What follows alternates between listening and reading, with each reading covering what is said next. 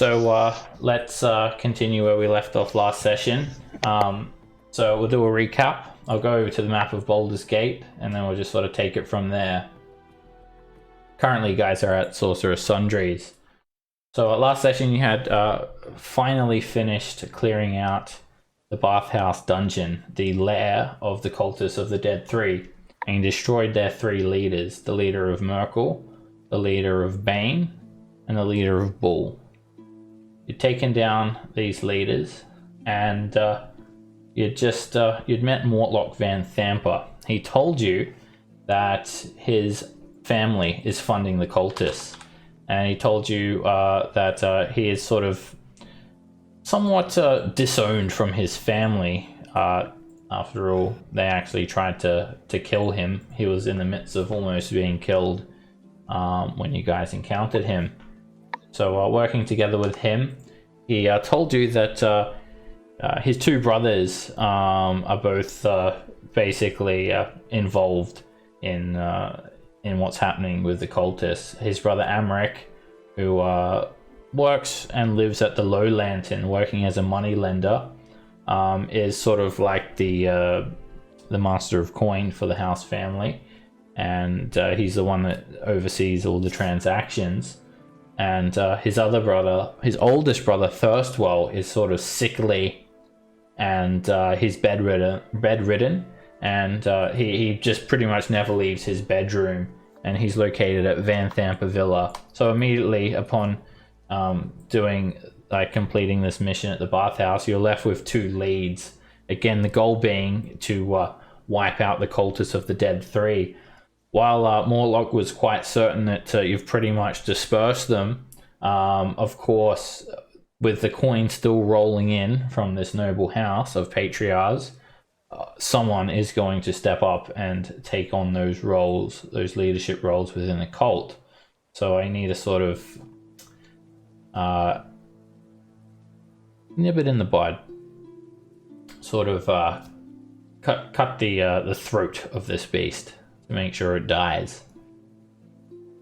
So it took a little bit of convincing, but you'd managed to convince Mortlock to actually join you guys to confront Emmerich at the Low Lantern, which is like an inn, which is actually like a converted sailing ship, or a tavern, I should say, tavern/inn. So you'd sort of given Mortlock a bit of a reprieve from his family, and you'd hit him out at the Elsong Tavern, and then you're going to collect him in the morning. He just wants to leave Baldur's Gate. His mother is the Duke, one of the three remaining Dukes left in the city, and he believes that she'll probably won't stop until he's killed, or at least his brothers won't. He didn't seem too intent on confronting her, but he believes that maybe you could use Emmerich even as like a hostage or something. So anyway, before you go about your business and head on over to, I think you guys are going to go to the Low Lantern first. You've just sort of gone to some of the markets around the lower city, and we ended the session with you guys in the Sorcerer's Sundries, just like getting some spell books appraised and having a look what magic items they have on offer. So this Black Hand, this wizard in this sort of dome-topped, stained glassed sort of plant-ridden edifice, had appraised the spell books, like reading out a list of spells, and also a ruckus. He used the key, the skeleton key, to open Flennis's spell book, and this sort of shadowy energy rose up and cursed him. So I'm going to say that he's like immediately panicked, and he's headed off to try and get that curse removed. He saw it as a bad omen, so he sort of runs off. And now Blackhand takes a look at these three spell books. Oh yes. So he'd already read out the list of spells to you guys, and now he'll like tell you what you can get for them. So he takes a look at this black spell book. Well, the highest level spell in this spell book is 2nd level, For that, I'm willing to pay 120 gold pieces. What do you say?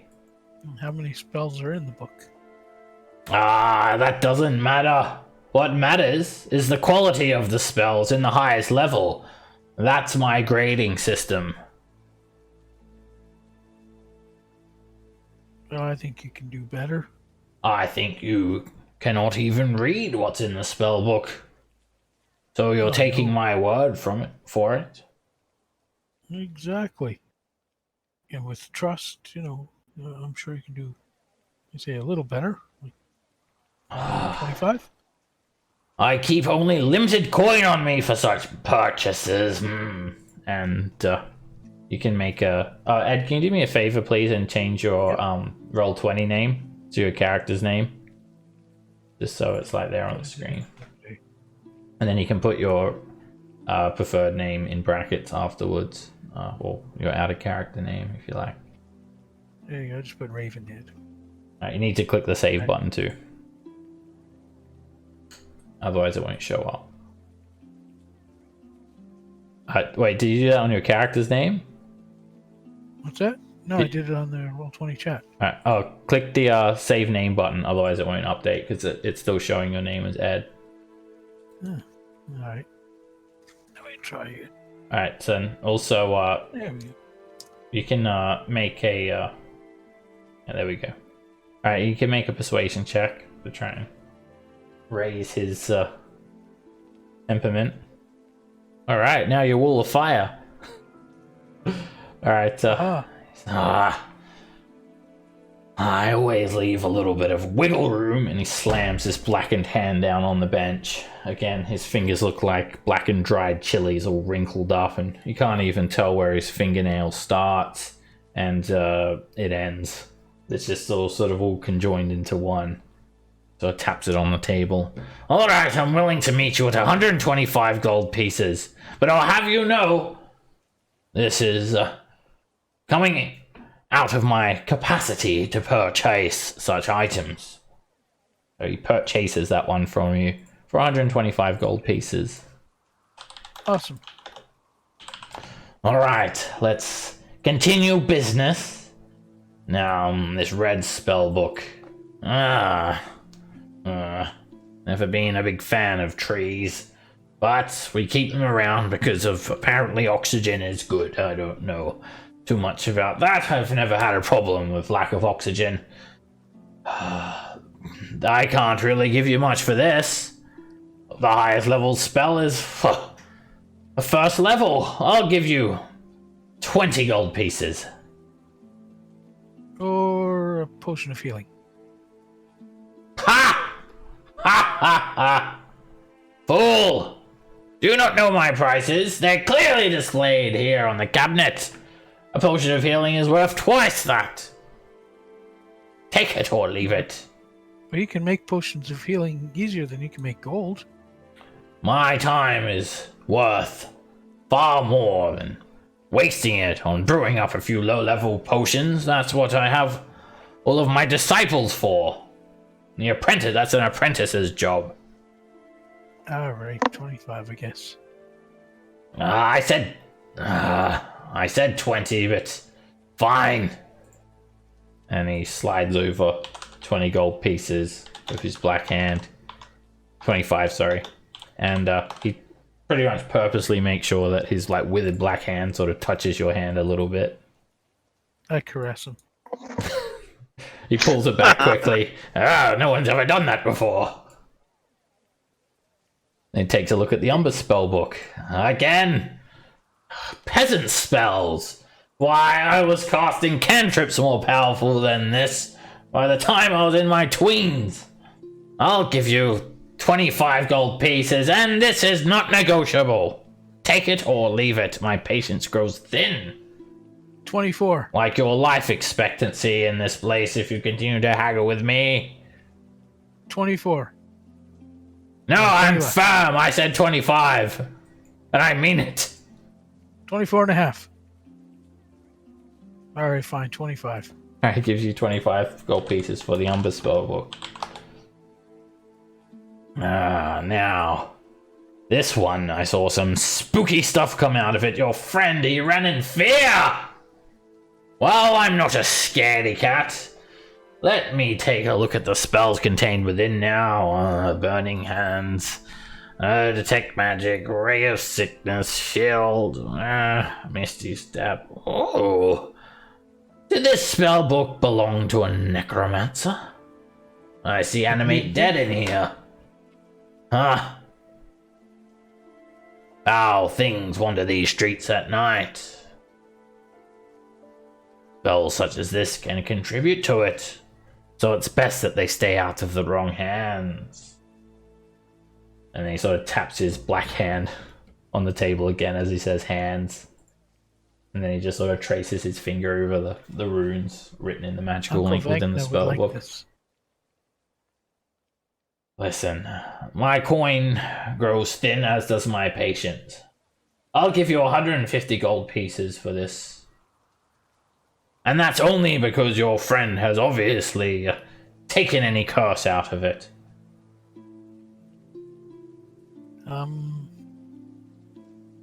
What do you say, guys? Oh, good. Yeah, sure. That suits me fine. All Good. right. And, hey, if you ever die, you come back here and I'll be sure to raise you again. I just may be a little bit late on the fact. Awesome. I'm sure if I die, I'll amble right back here. Alright, and he gives you 150 gold pieces for that, so not a bad haul at all. Felix asks him aside if he has any darker elements of poisonous varieties. Do you have any poison potions or anything? Huh? Poison potions? You're barking up the wrong alley, my boy. I don't deal in poisons. I suggest you look for ne'er-do-wells lurking in shadows of a night. It seems I might have to, thank you. For what? For the information in your time. Ha! You're just as likely to get a knife in your back, friend. This is Baldur's Gate. It is. You have a nice shop here. Yes. Well, I need to now organize these volumes. Is there anything else you need? A genie? So Felix did acquire a potion of climbing in our last session from him. For 50 gold, I believe it was. Yep. He has a few scrolls and potions readily available. And then You he want to buy a couple healing potions? bangs his blackened hand on the table again. If you're looking I do not for have- new stock in magic items as well, come back in a 10-day. I'm usually moving a few items. Or if you have more magic items you wish to sell me, my resources are finite, but I still have some room to purchase some more things. Magical shield would be nice.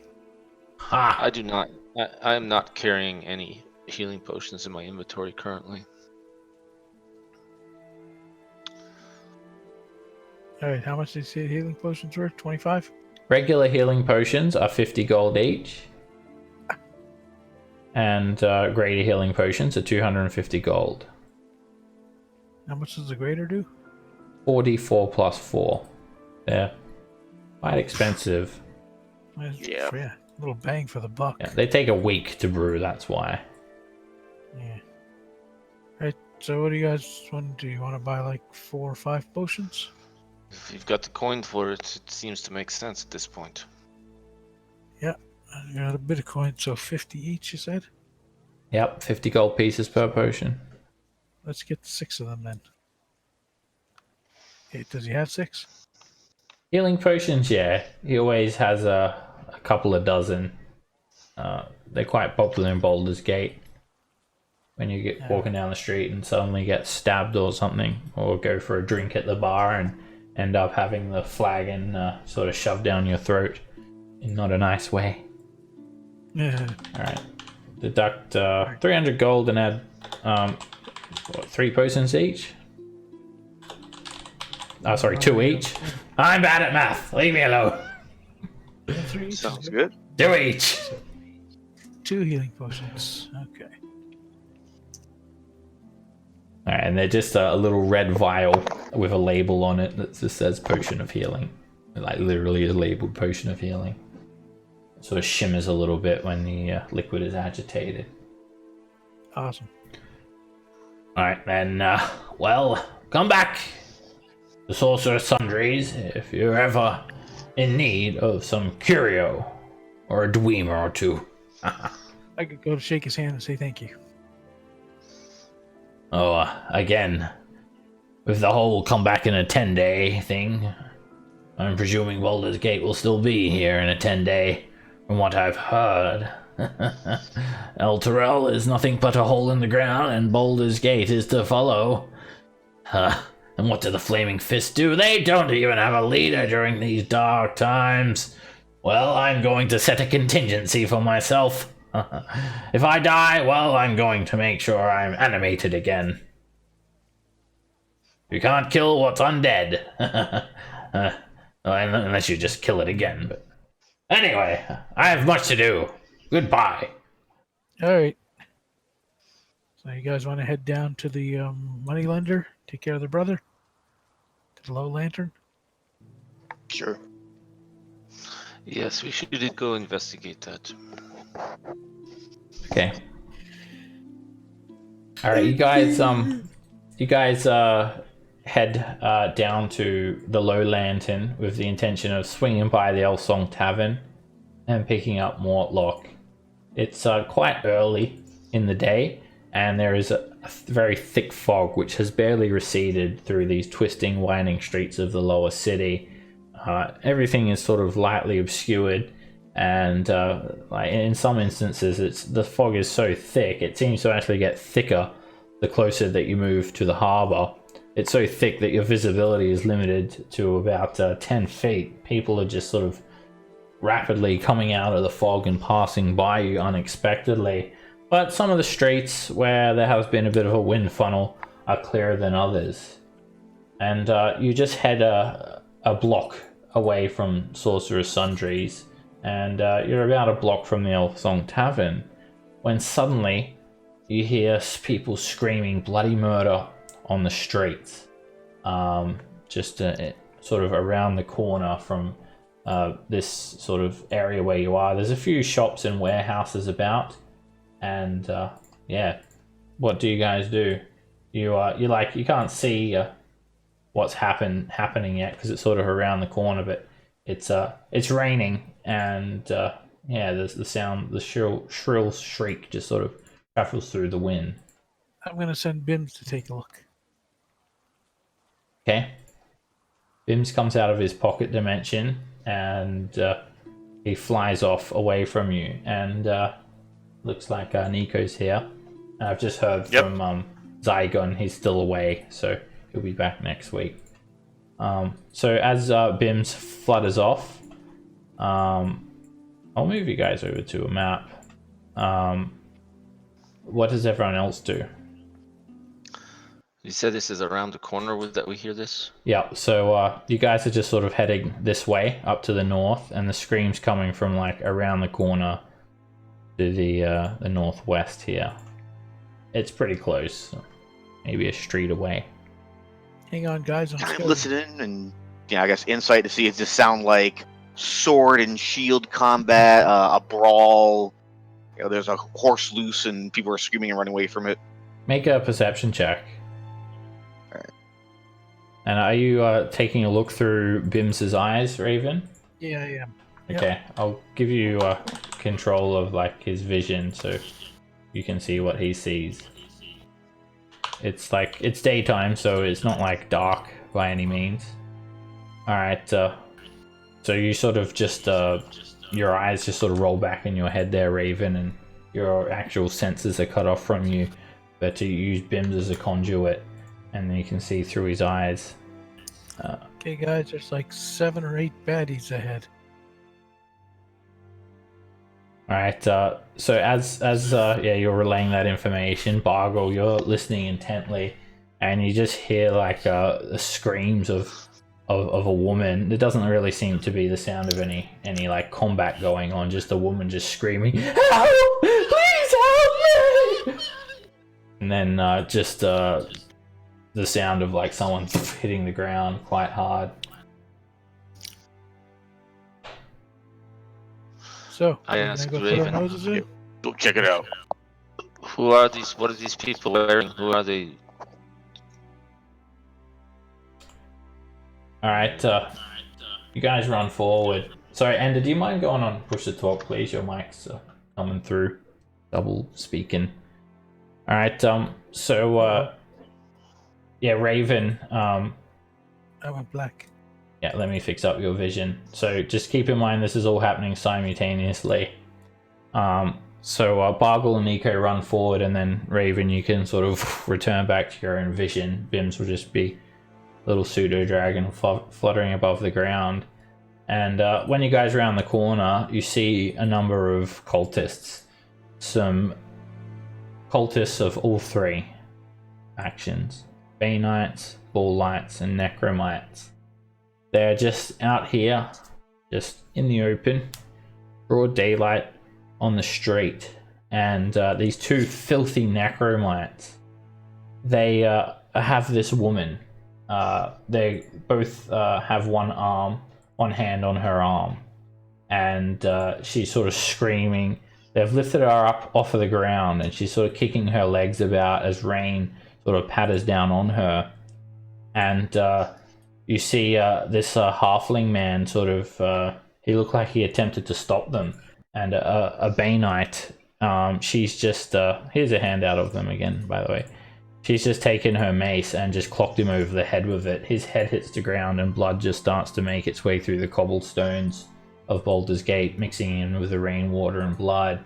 And there are just a number of hooded night blades, these sort of shadowy cloaks wielding daggers with no visible sort of face or legs. They almost seem to hover above the ground.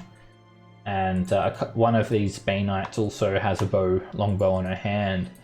And like there are people watching. You see people just poking their heads out of the doors of nearby buildings. No one's doing anything to help. They look like they're dragging this woman away. This woman or this woman? There's two commoners there? This is the guy that's hit the ground, and this is the woman that's been taken away. Okay, so this one's a bad girl. Yep, these are the Bay Knights. All right, They look let's like shoot 'em. this. Alright, you guys start attacking. Yeah. Alright. Innocent's being attacked. Gotta protect the innocent. Alright, I'll roll initiative. If you guys want to start, do you like run up, draw weapons or anything, or just someone start shooting from this distance? I'm gonna start shooting from here. Alright, I'll roll initiative then. You guys can run up. Yeah, because I would draw and start charging up immediately as well. Alright, you can move up if you're going to run up. You get their Right attention. there as he's knocking. Yeah, you get your attention, and they just sort of turn towards you. They've got this woman grappled, and yeah, you're not sure if the other guy is like alive or dead. Yeah, there's just like blood coming off of the Bay Knight's mace, and it's just sort of dripping down into the cobblestones as this guy's like bleeding from his head. The other commoners inside the buildings, they're just watching in fear. Alright, they do sort of turn towards you guys as you start running over. And this Nightblade just sort of moves up here and dodges. The Necromite, he just sees you running, Bargle, and he grabs the woman by the arm. And he starts to drag her off. But the Bay Knight pulls him up. Necromite, you will do as we say. You will stay and fight, coward. Yeah. He just sort of grumbles a little bit. He doesn't let go of her, but he just has this skull flail in his hand. It looks like a sort of a skull on a chain, and it's glowing with necromantic energy. And he just uses it to shoot this necrotic bolt at Bargle. It just sort of comes out of the open mouth of the skull. This crackling purple beam. Just sort of, it's like a wicked lightning bolt just crackles through the air, and it slams Can I use my directly DM in you. inspiration to re-roll that? DM's inspiration's not a reroll. It gives you Okay, just for me. advantage. Gotcha. It gives advantage, yeah. Alright, 14. yeah, it hits you for 14 necrotic damage, and this sort of black skull just sort of hits you in the chest, and you just feel like your inside's being rotten. This black patch appears on your chest. Alright, this Nightblade is going to just move over here near this seat and dodge. Nico. It's sort of pelting down with rain, and the fog's somewhat clear in this area.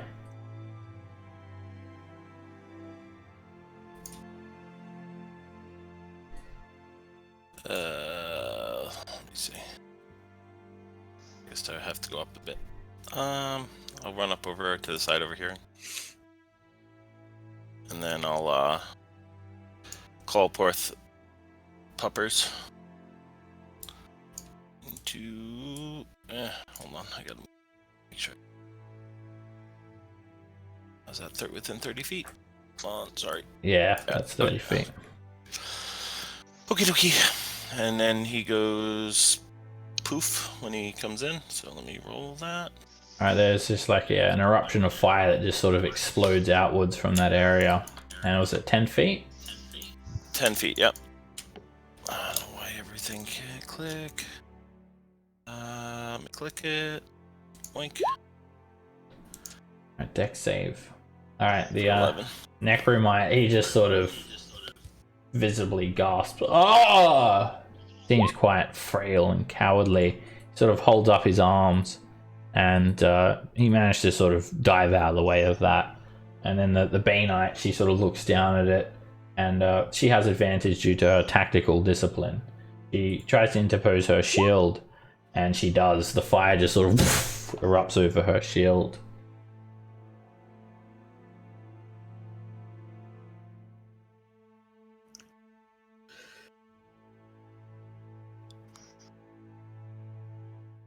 Oh, and then, oh yes, sorry, she's caught in it too. She holds up her shield, and she too managed to avoid the explosion. Okay. It should also have 19. Alright, I'm done. I'll fix the things. It's got 19. Alright, this Bainite just immediately swings her mace at the Flame Gorgie. And she misses. It just sort of whizzes around away from her attack. This Necromite, he sort of cowers a little bit. And he moves away from the Flame Gorgie. And he will hold up this sensor and shoot a necrotic bolt from it at the Flame Gorgie. And it hits. Yeah, necrotic skull slams into the puppy for 11 necrotic damage. Poof, and the glow of it becomes a little bit less bright. Bims. Alright. Bims is going to hide. That's a closed window. Oh. Oh, that's Face like a first. building here with a closed window. Okay, well, he's going to hide. Okay. He'll stay there. You can. Do you want him to actually like take the hide action, or just stay there and dodge? Dodge. Yes. Okay.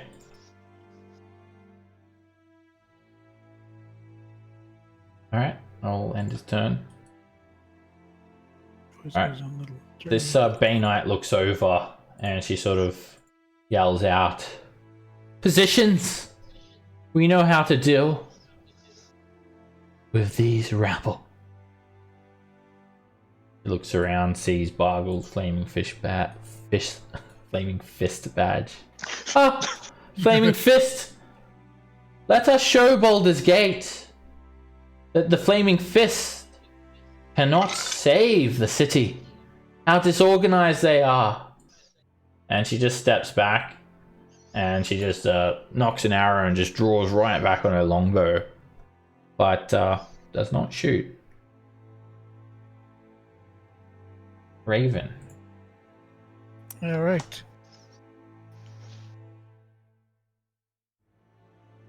There we go. That one's going to get shot.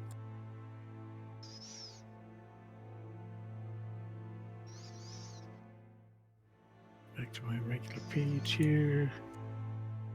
There we go.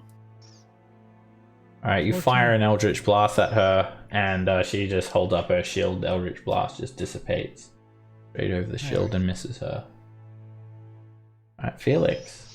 Also, sorry, Felix, do you mind just going on push to talk, please? Because I can hear you breathing through your mic. Oh, I'm sorry. Thank you.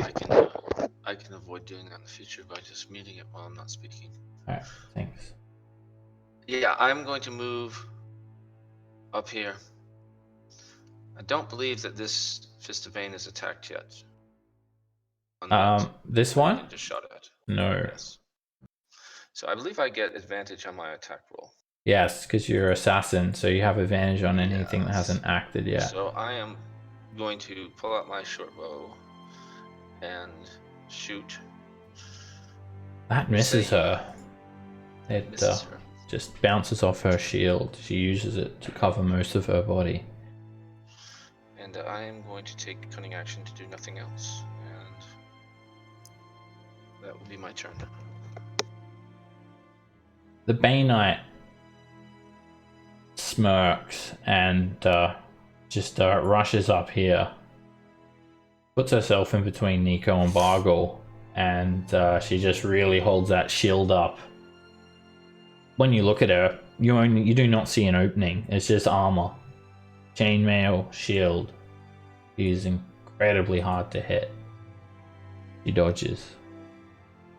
Alright, this woman, she screams. She's kicking and screaming, and she's going to attempt to knee this guy in the nuts and like escape.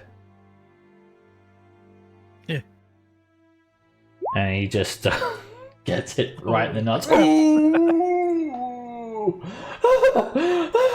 And then she starts to run, and this Bay Knight is going to boop her and hits her and knocks her straight to the ground. The Bay Knight just sort of scolds the Necromite. Weakling! Do not show them weakness! Prove to Baldur's Gate that the flaming fists are naught. This Nightblade just sort of moves forward, and he's incredibly quick. He just sort of whizzes around. Comes over here with his movement, and he's going to throw a dagger at Nico. And he hits. The dagger sticks into you for 5 piercing damage. Bargle. Second wind. Primary attack, I'm going to shove the Fist of Bane in front of me to the ground. Okay. She does have advantage due to tactical discipline. But she does not resist that. You sort of feint her and just kick her as hard as you can in the knee. It just buckles her leg and she falls to the ground prone. Awesome. Action surge. I'm going to hit her while she's prone. You hope. She rolls to the side and just narrowly misses that 17 as you sort of cleave into the cobblestone. She glances the shield off the axe. Yep, advantage and disadvantage, they cancel each other out. Oh, it's disadvantage. Yeah. Take A narrow miss. You cut some of her hair. Alright, this Bay Knight is just going to move up to Flame Corgi and attack with her mace. And she hits. The mace slams into Flame Corgi. And a gout of flame sort of erupts from that area, and the Corgi disperses. And then the Bay Knight, she just keeps on running. And she moves here. This Nightblade makes this sort of hissing sound, and he moves up to you, Nico, and immediately you feel debilitated from this aura coming off of this thing. It makes your skin start to sort of feel quite blistered and your bones brittle, and this archer immediately unleashes an arrow when that Nightblade moves up to you.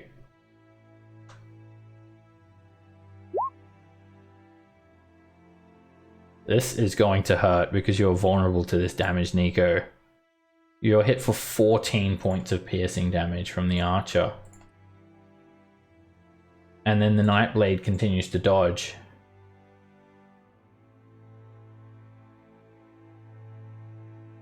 The Necromite hovels forward. And he's going to shoot his Claws of the Grave at Felix. And you've got half cover against this, Felix. From the Skull Flail, this crackling necrotic bolt, it directly hits you. It screams over and hits you for 7 necrotic damage.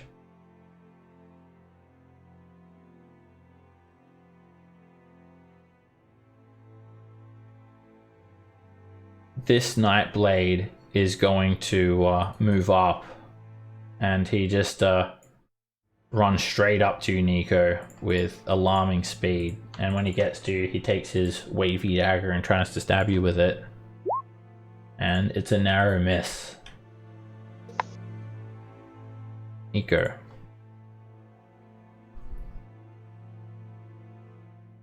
Okay. I am going to... I guess I'll have to disengage. 5, 10, 15, 20, 25, 30. And then guess I'll drop a healing word on myself.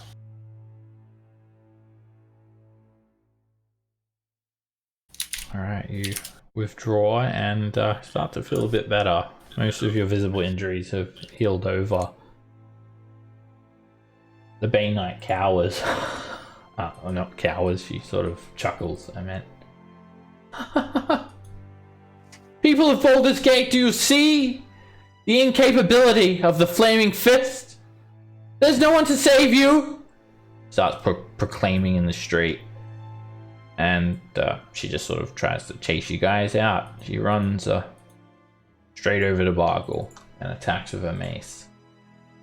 And misses, or slips a little bit. Slides as she moves. The Necromite is going to shoot another Claws of the Grave at you, Bargle. And even with cover, that still hits you. Another crackling bolt of energy slams into you for 8 necrotic damage. Bims. Alright. Bims is gonna fly to the inn and get her friend. Okay. It'll Go, Bims, go. oh, let me see how long that's gonna take. For him to get to the inn. How much is his movement speed? 60? Yep. Alright, it'll take him about 20 seconds to reach the inn. There you go. Should have thought of that last time. Few rounds. Okay, he flies off to go inform Mortlock of what's happening. And I'll just take him out of the initiative. This archer just sort of scans the battlefield and just very calmly knocks another arrow. Does not shoot. Raven. Okay. I'm gonna drop a globe of darkness around here. Okay, so keep in mind that has very limited use in this situation. Well, not once I step into it. Yeah, if you've got Devil Witch's Sight, then actually that'll be pretty good. Did you want centered light right there? Yeah, about there. Okay. And I'm gonna step inside there. You can see perfectly in the darkness. Yep. There we go. So any attack on you would be at disadvantage, Raven. Okay. And let me hit the button. Felix. Actually, that was actually really good because it also negates like all of the dodging as well. All the disadvantage from dodging. That actually has a lot of use in this situation. Good move. Felix. Felix is staring at a big bunch of darkness in front of him. I'm going to fire an arrow at this guy right here. Okay. That hits. You will not get sneak attack. No. But, yeah, the arrow just glances him and just sort of releases a bit of shadowy energy as it sort of pierces through his robe. Okay, and then I'm going to disengage and connection retreat. Okay. Keep in mind, you can also use the darkness to hide, Felix. Would I run into the darkness and Step in the hide? darkness, and the next round run out. Just say hello, darkness. Hello, darkness, my old friend. If you go in the darkness, you can hide, Felix, and you're pretty much untargetable. They can't hear you and they can't see I'll use you. that action to hide then. Fine. Alright. Make a stealth check.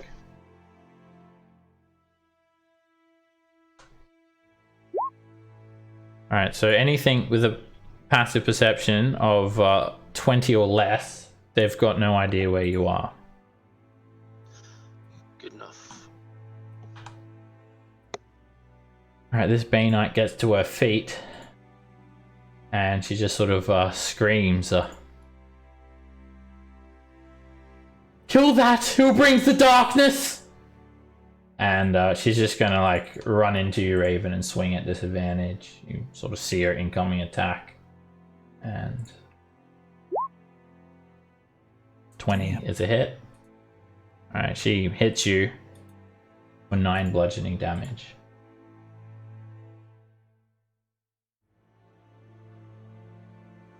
Damn. And a 5 on your concentration save. Darkness goes down. Well, that wasn't very useful. Run away, Commoner. This Nightblade is going to run up next to you, Raven. And when that happens, the archer shoots at you. One that has her readied arrow. But the arrow just hits like the nearby building, it goes awry. But the Nightblade also tries to stab at you with a dagger. And double damage, Raven. You take 20 points of piercing damage from that crit. He just stabs you straight in the neck. New character again. Jeez. Bargle. That's 3 crit rolls tonight, man. Already. Oh, shit.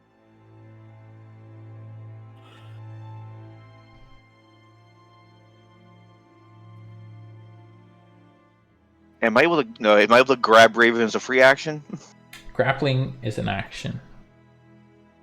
Oh, even the person's down? Okay. Yep. So that one. Attack. Sure. Yeah, you're looking Attacking at that the north of me. situation, Bargle, and I dare say you're not feeling too confident about winning this fight.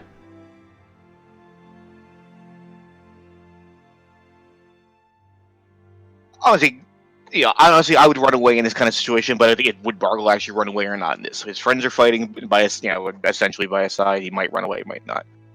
I don't know. Shit. Oh, Fuck it, he depends runs. if he... Primary action, disengage.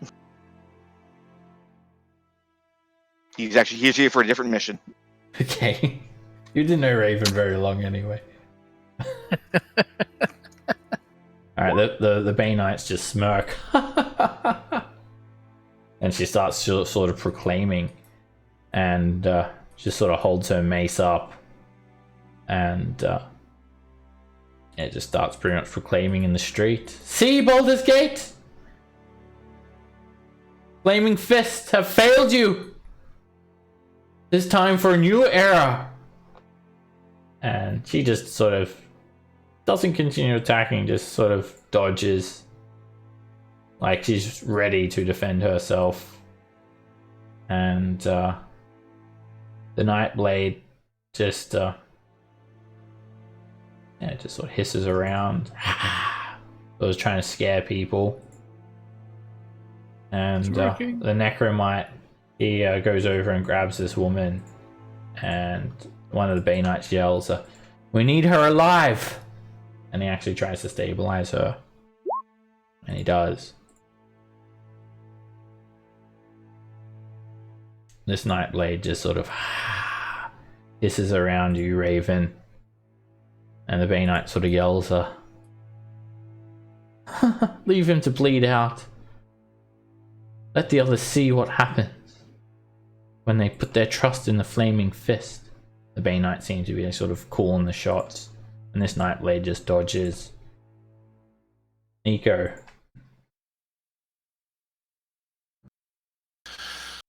Alright, I can't really see what's going on over there, so I gotta peek out.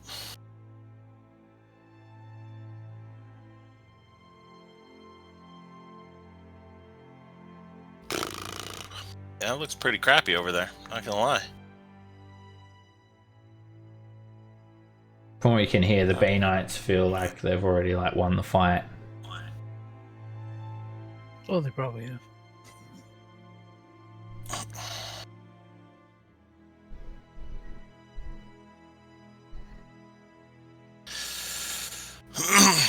Yeah. I mean, can I get a spike growth template? 20-foot radius? Okay.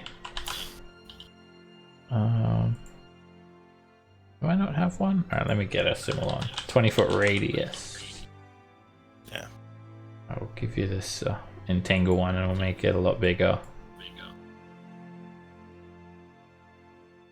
Let me measure it out. A little bit smaller. And you can throw it down where you want in 2 seconds. Whoops, I think it might be just a tad too big as well. Whoops, I'm trying to measure it. I keep on clicking the wrong one. Sorry. I keep on moving it. I meant to click on it to measure it. There we go. That's a 20-foot radius.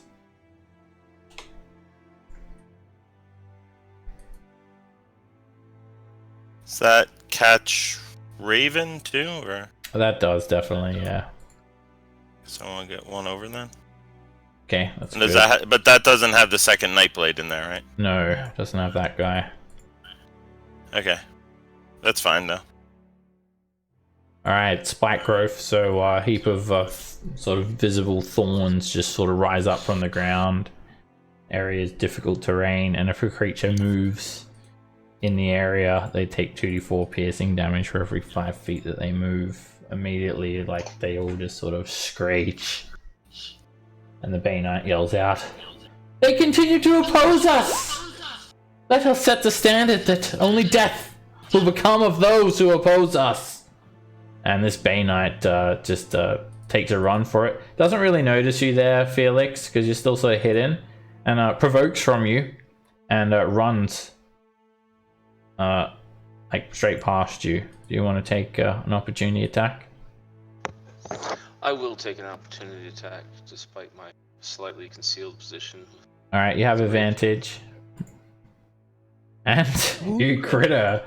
She is definitely going to stop there after you hit her like that. But yeah, you've got sneak attack as well, which gets doubled. Oh. It's a, yeah, because you had advantage. I'll just roll this. I unclicked it because I didn't use it last time. There's a sneak attack. Are you, it's a crit, so you get another 2d6. Do you want me to roll them, or are you just going to double that? A crit is double the dice, not double the damage. So you got 4d6 for your sneak attack in total. So 15 plus Yep. So you got another 2d6. Okay, good enough. 23. Alright, you actually just jump up, Felix, and you jam the rapier straight through her neck. kills her instantly. She hits the ground dead. Rise. And your location is revealed. Alright, the Necromite, he starts to panic. And he actually moves through the spike growth, despite it looking kind of owie. He'll take 2d4 piercing damage. He gets sort of shredded up. He seems pretty like frail, and he's pretty badly hurt. He's like just cuts all over him, and he's just going to point his claws of the grave at you, Felix, and take a shot. And the necrotic bolt hits you for 6 necrotic damage.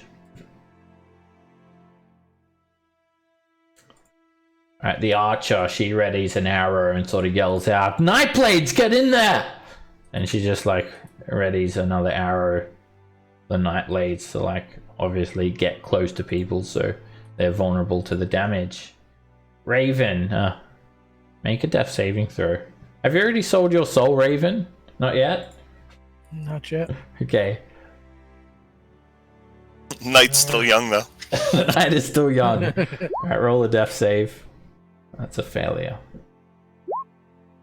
Felix.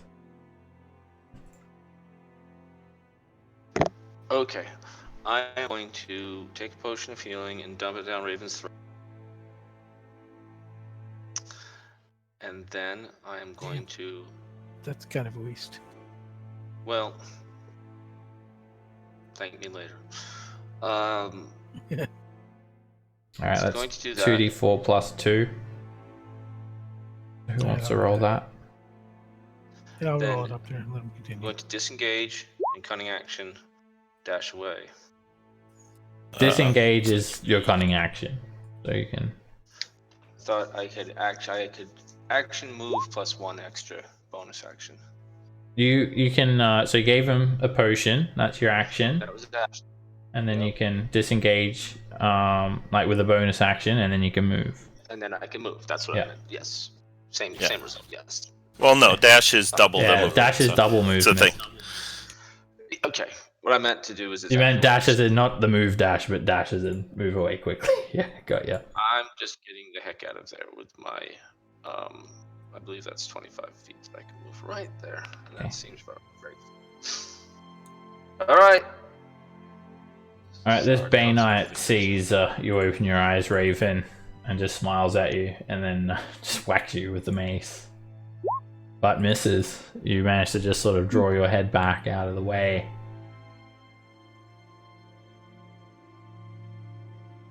The archer's just sort of yelling. Can't get a clear shot! Nightblade! And the Nightblade just hisses and tries to stab Raven. And misses you, Raven. The archer just gets frustrated and just shoots at you at disadvantage as well, Raven. And her arrow just whizzes straight on by you and misses. And then they start scolding the Nightblades. Argle.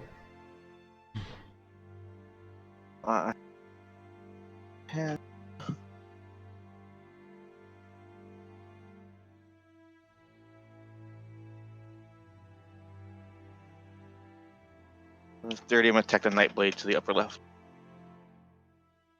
That hits. You hear the archer just sort of sigh. And the other Bay Knight scolds, "You should have held your arrow!" And the fight starts to turn around. The axe just passes straight through the Nightblade, and a teared cloak and an old dagger falls to the ground. Alright, this Fisterbane sort of shrieks and struggles, and she's going to just move through the thorns. She's sort of just yelling, getting very frustrated. So she takes 2d4 piercing damage. And it sort of cuts through her legs, and she will attack Raven with her mace. And still misses. You use your armor Okay, that wasn't a waste. and interpose that armor to block the attack. Alright, this Nightblade seems to sort of struggle a little bit, and it doesn't like, it just hisses, and like, it almost seems like it's not even alive. It just like moves through the thorns. Doesn't like show any pain or or anything like that. And that's 5 feet of thornness. It gets kind of shredded up, and then it's going to toss a dagger at Bargle, and the direct hit for 5 piercing damage, and then it just draws another dagger. The Necromite, he starts to panic. They're killing us!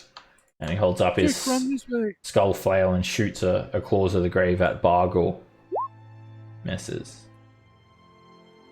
Steps out of the thorns, just sort of leaving the woman in there. This Nightblade is going to move here and dodge. Just sort of dancing around you all, just trying to get you in its aura. Nico.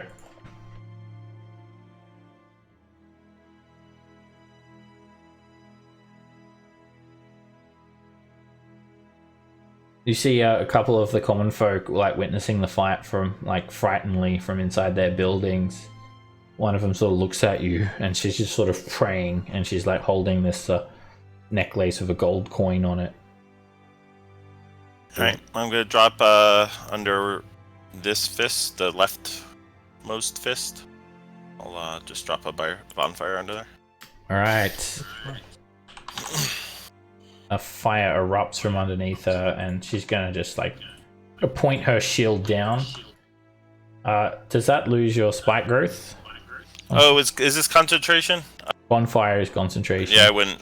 Sorry, I forgot bonfire was concentration. Alright, then I'll just shoot her with a flame bolt.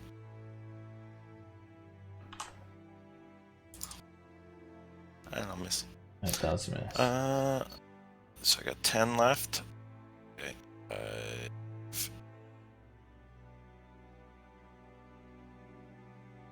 Alright, this Necromite sees a couple of people go down, but numbers are still up. He doesn't retreat. He just fires at Bargle. Ah! And the necrotic bolt just dissipates. The archer, she lines up a shot on you, Bargle, and she's sort of yelling out, "Move out of my way!" And she tries to get a clear line of sight. I think she actually has one there. Nope, she's going to move over a little bit more. Just like poking her tongue out. And she lines up a clean shot. And then she shoots her longbow. 17. That hits you, Bargle, and the aura from the Nightblade causes you to be vulnerable. You hit for 10 piercing. 1 hit point left. The archer just sort of scowls. Kill them! Do not let us fail! Raven, somehow you're actually conscious. You can stand up using half your movement speed. Aha. So I stand up and I do that. Alright, Arms of Hadar. Like the spell card. Yeah. That, is it just like that damage to everything within 10 feet? Within 5 feet. I'm within 5 feet, I think it is. I think it's 10. 10-foot radius. Let's take a look. You invoke all the power of Hadar, the Dark Hunger. So all these like sort of black shadowy tendrils erupt from you, just like pretty much tentacles just sort of burst out of your chest and back and all around you. And they everything in that area has to make a strength saving throw. So that includes you, Bargle. So 2 strength saves for the fists. They have advantage. They both succeed. And then 1 for the Nightblade. Is it half on The Nightblade fails, and then Bargle, you succeed. On a success, they take half damage. So and then on a failure, the tentacles, they pretty much like sort of grab onto you, and like you lose your reaction. So the Nightblade. So what was that damage? That was 15. Alright, the tentacle just bursts through the Nightblade, and the Nightblade falls straight to the ground, completely dissipating. And both Baneites take 7 necrotic each. So yeah, they get sort of slapped around with the tentacles. Bargle falls to the ground, and the Necromite starts I'm sort gonna of go moaning. restless or relentless. All right, use your reaction to remain on 1 hit point, Bargle. These Baneites have their reactions, Raven, so they're both going to attack you. Oh, they do? I thought Yeah. they lost. They both succeeded, 15 and Okay. 18. All right, Oh, I should have stayed there. well, you can take it back if you want. Yeah, I guess I'll stay there. Hope they miss. Right, the Necromites start to moan. We're losing! Felix. Felix is going to move here.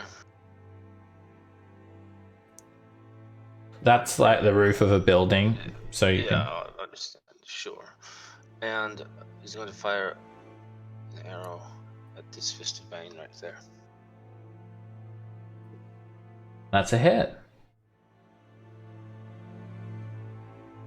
Alright, you No sneak, obviously. have sneak attack. But actually, Ravens within I do 5 get sneak feet. attack. Yeah, Yep. that's right beside them. So yeah. Alright, you sink an arrow straight through her chainmail, straight into her vital organs, and she just winces with pain. She tries to speak, but blood just vomits out of her mouth, and she looks over at the other Fist of Bane. Her eyes roll back in her head, and she crashes to the ground dead. Felix the Destroyer. I'm going to camp out right there. Bargle, you've got like an arrow just like sort of sticking straight out of your chest. 15, 25. And a pop a pot. Pop a pot.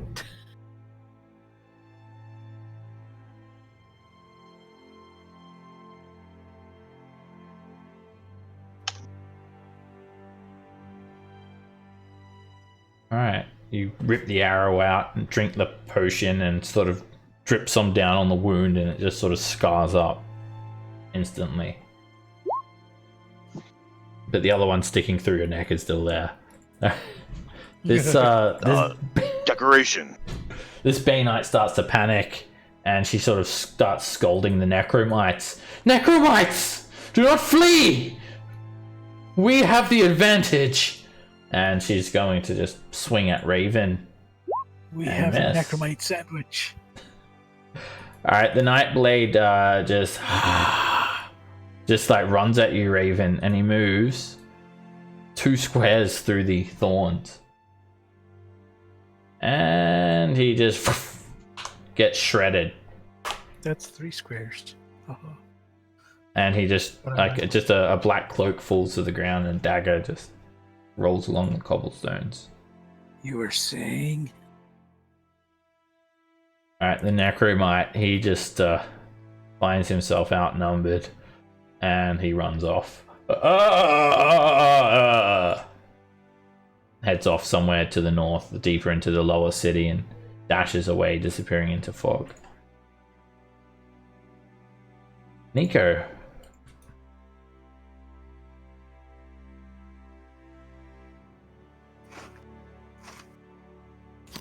Alright, I'm gonna actually take a flame bolt at that archer back there.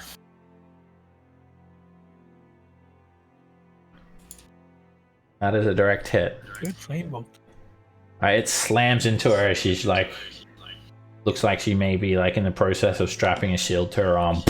It just knocks her back, scorches her.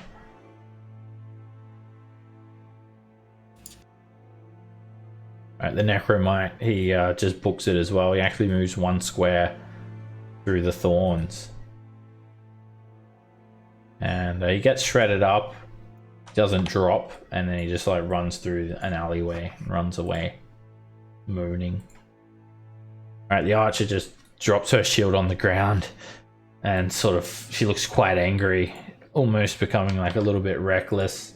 She sort of looks around for you, Nico, and sort of just spots you and takes a 3/4 cover shot at you. You little runt! Isn't that through the windows? Or is there really a line there? Or maybe she moves over here a bit more. Okay, that's fine. She hits the window. She's frustrated. Run away, little Smashes the cultists. window. People duck for cover in the building. think I'm gonna toll this one. These Baneites, they don't seem so inclined to flee. And she has advantage. She resists. You don't have the pushback 10 feet? That'd be real painful. I know, but I don't have it. Felix. Another arrow launched at that Bayonet right there.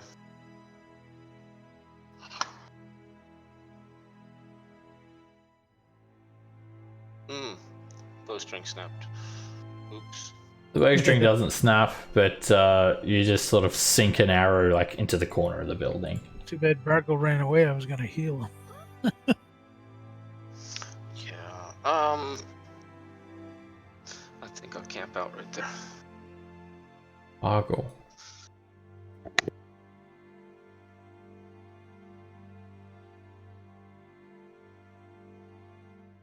This space is not in the thorns, so you can step there if you want. If you have enough movement. He wants. And that is a narrow miss. The axe glances off her shield. She pretty much angles it so the axe slides off.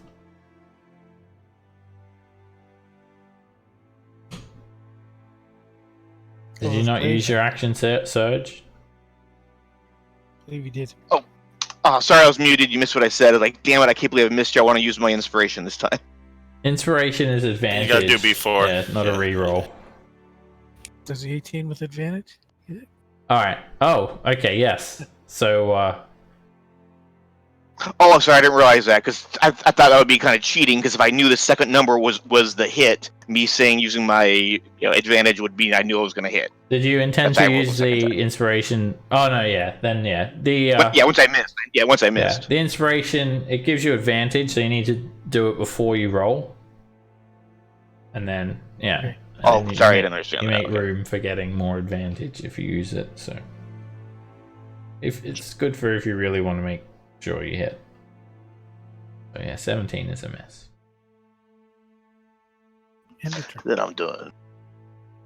Alright, the Bainite, she just stands her ground and she just swings at Raven with her mace. She hits you this time and knocks you to the ground. I didn't even get to ask her if she wanted to go for a drink. Nico.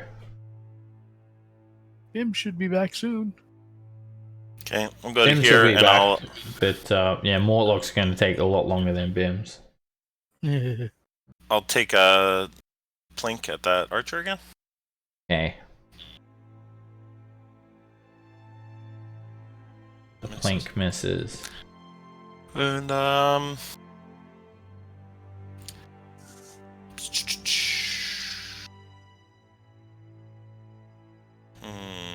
I'll come back.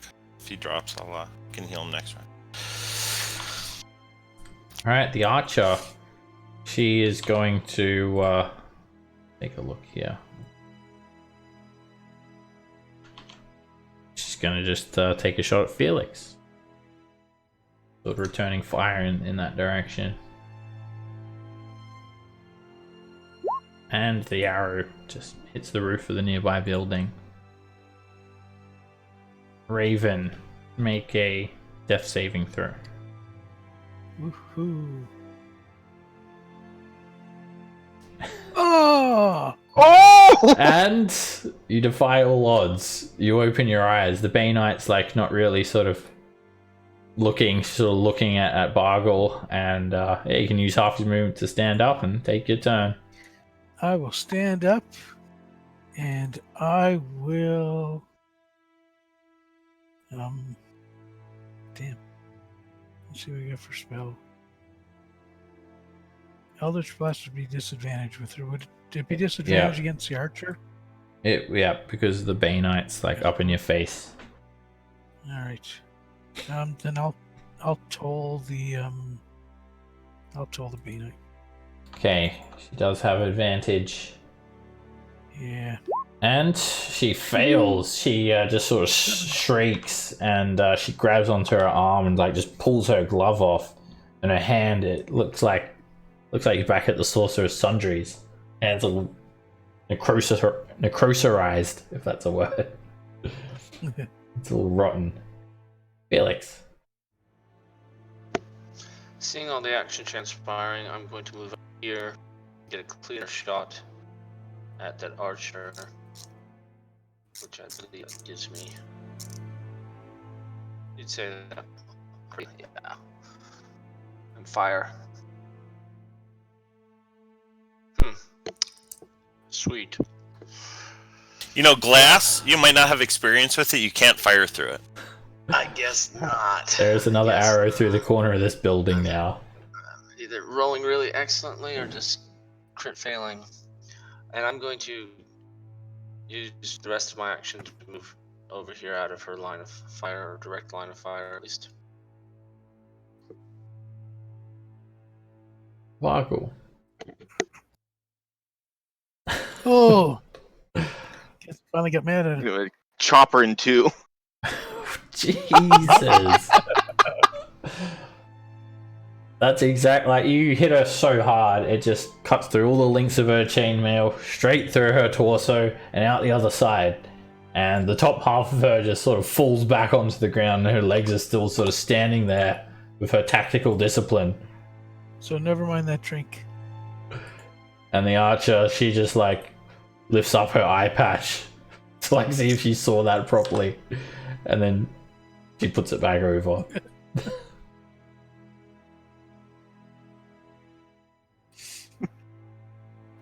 Well, 5, 10, Still one 15. left. I want to get out of line of sight. All right. Oh, Nico, you're up.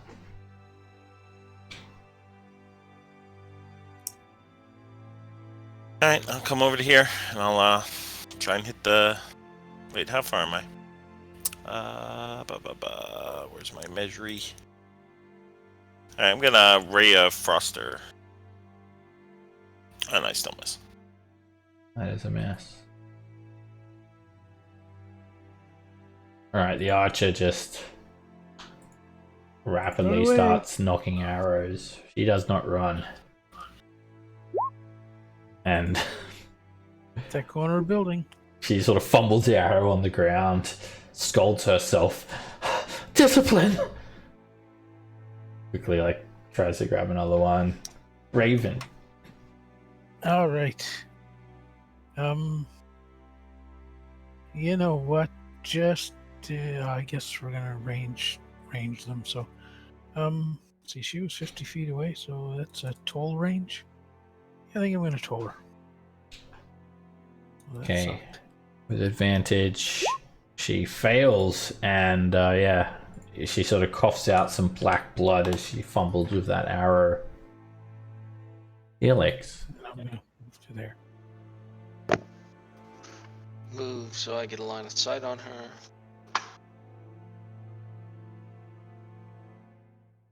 What happened? Something just crashed. Yep. Alright, I have to relaunch this. The whole thing just literally died. If you want to roll for me, that's fine. I'm having to relaunch Okay. the game. But go right ahead if you want while it loads up. Alright, I'll take a short bow shot for you. And 19. You hit her. I am somewhat back. Right, you hit her for 4 piercing damage, and the arrow just sort of sinks into her leg, and she's very badly injured. I will move back towards the wall to get out of her direct line of sight as well. Okay. And do not have. You can end my turn if you need to. I'm almost back. Vargle. 5,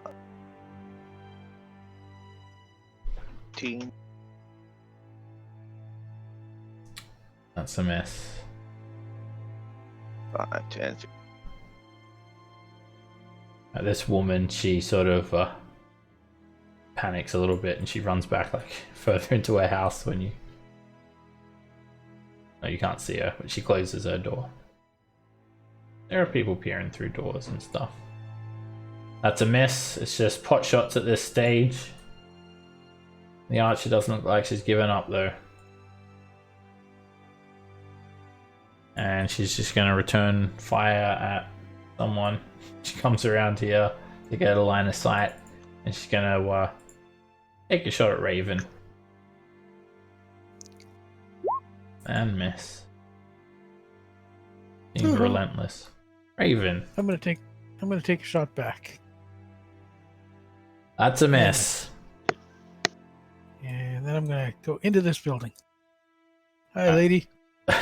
She just panics and hides behind a table. Yeah. Me too, but I can't.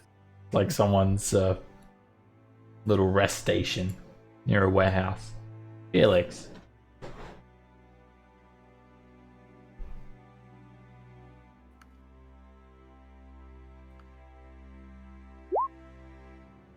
That is a narrow miss. It just whizzes by her.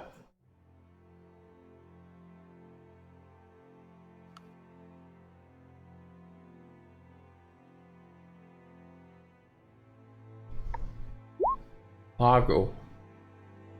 All right, now I'll do this right. I'm gonna use de-inspiration on this shot to get advantage. Okay.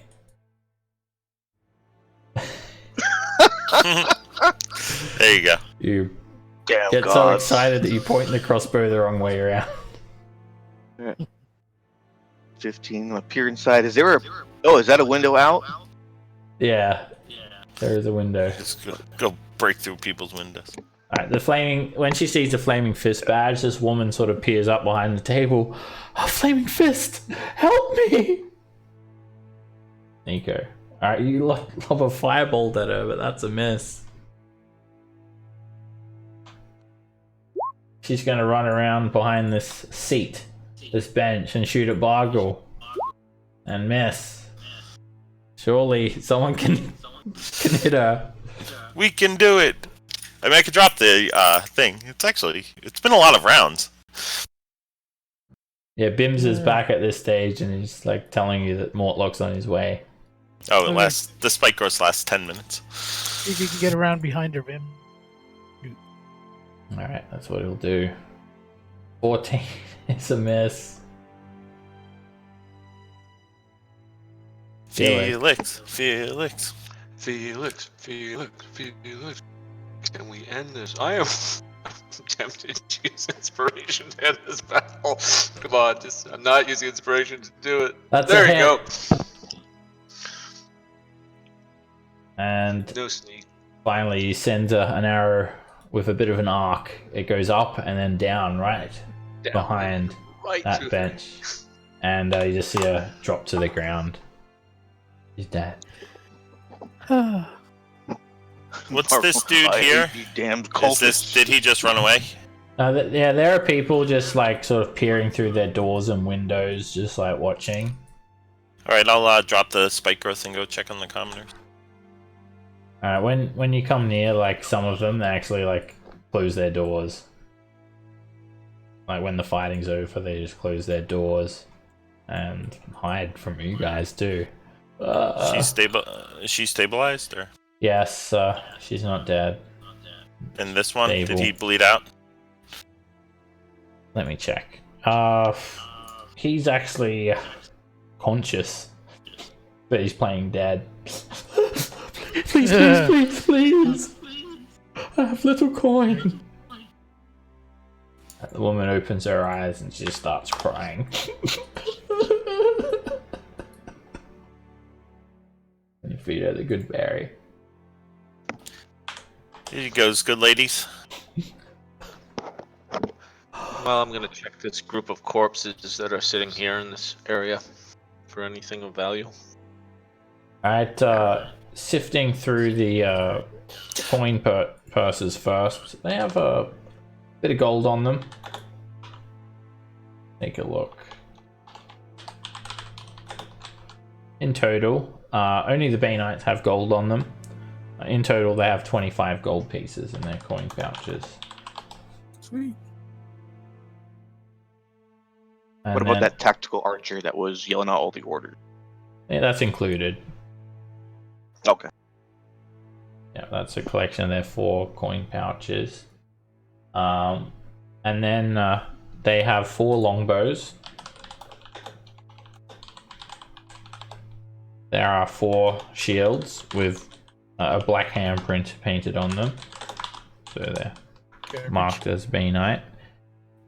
They have 4 suits of chainmail, and it all looks quite new. There's still some of the oil on it from when it was oiled after the smithing. You can spend 10 minutes taking it off. If you want to sell it, it's good quality armor. If you don't take it, someone else will. And plenty of arrows, don't worry about like recording those. And they have 4 maces. The maces don't look like anything special, just regular maces. They don't even have any like, they don't have like a skull shaped head or anything like that. And yeah, both necromites sort of ran away, and the night blades are literally just cloaks and daggers, which there are 3 of. 3 daggers. So throw all that in the party loot. Awesome. Done. I'm gonna give you guys each good berry just to have on you guys in case we need to get someone up. So I'm just gonna cross off 3. Each of you take one. Yeah, and I'm gonna do me a heal.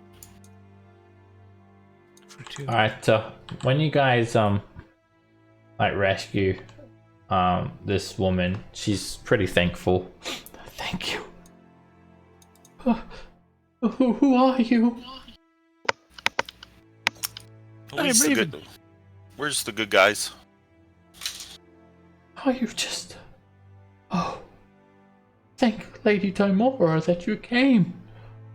It is only a matter of her blessings that you happened upon us. This is true. Oh, Flaming Fist! She sees Barkle's badge. Where? Where? Oh, wait, that's us. I have nothing to give you. No, we's the good flaming fists. You need to not fear as us. She looked like she's already like trying to hide her coin pouch. You just have a good days, man. So- Maybe get out of the rain. This halfling's like sort of crawled away, just not wanting to like be noticed Goodbye. by you guys. Oh, I thought the Flaming Fist. I thought they had dissolved, or they were stationed only at the gates. There is still some hope for Baldur's Gate. Thank you. Yes. We are scouring the cultists. Thank Making you. the streets safe. And at this stage, Mortlock arrives as well.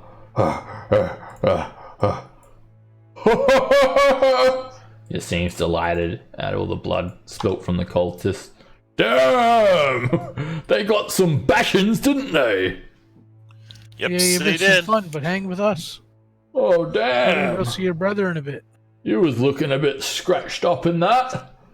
Should we sink a beer or two while we're at the Low Lantern before we get with Emmerich and that and grab him? If that is the think we plan should. still. Do you guys want to take a short break for an hour Sounds before good. we go? Yeah, I guess. Whereabouts? Well, we can go back to the inn. Well, if Yeah, our rooms are only 20 seconds away or so, that seems like a good place to rest. Zenny. Go to the All Song and have Right, fighting then. while we're resting.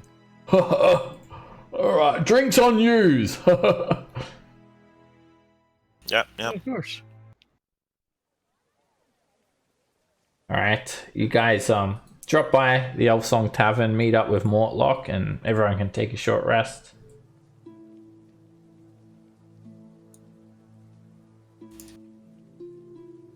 We got no bards, right? No. Is it just add on? Because I can't click on my token. It there. adds on. No. Yeah, it automatically filled it up. Alright, you guys, just sink a couple of drinks, tend to your wounds, and take a bit of a breather. When you're ready, Mortlock seems to be in high spirits, but those of you that sit near him notice he has a bit of a nervous tick. You can tell that he's trying to procrastinate. Oh, let's just have another beer here. Maybe we could go tomorrow. Drink is good today. I think we should go take care of him now, and then he's out of your hair forever. And you never have to worry about him again. All right then.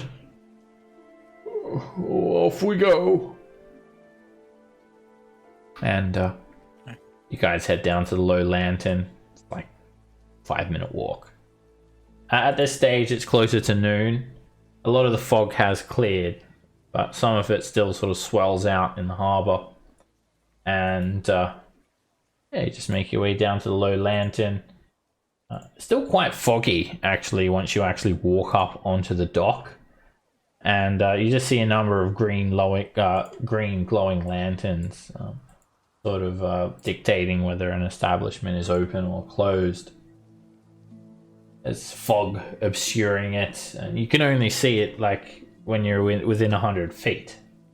What's Moloch wearing for armor? He doesn't wear any armor. Oh. He uses his pecs for armor. Oh. Yeah, 4 sheets of chainmail for him. Yeah, we get some chainmail if he wants to try it. No, I'm not looking to fight now. I don't need no armor. I never really got any training with it. Just makes me feel itchy and slow. That's why you don't wear his medals, I agrees. Yeah, that's one. Right, I reach into the party loot and I grab a gold piece and I say, here then, this is for luck, it'll protect you. It's a specially blessed coin of Timora. Ha! Keep it! I've had enough with gods and stuff. Alright. Besides, I think you're strong enough to handle your brother anyway. Oh, but he's always been stronger than me and smarter. And I think with all of us. Who bashed all those cultists under the city? You did. That was not me. Him. Yeah. That's right, not him. 4 skulls are cracked. Who bashed the cultists when we came up from under the city? You did. Not yeah. him. And who came and seen all that blood in the alley over there? You did, not him. Yeah. Yeah. Yeah.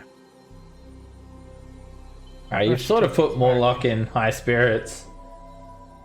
And yeah, he has a little bit of a spring in his step, eagerness as you guys approach the low lantern. Fog obscures it until you get within 100 feet, whereupon its tall masts and creaking bulk come into view. It's a converted ship. It has some rigging, but no sails. It's anchored to the wharf by these thick chains. And there's a wooden staircase climbing from the wharf's edge to the main deck. And Mortlock is sort of happy to go first. Come on then!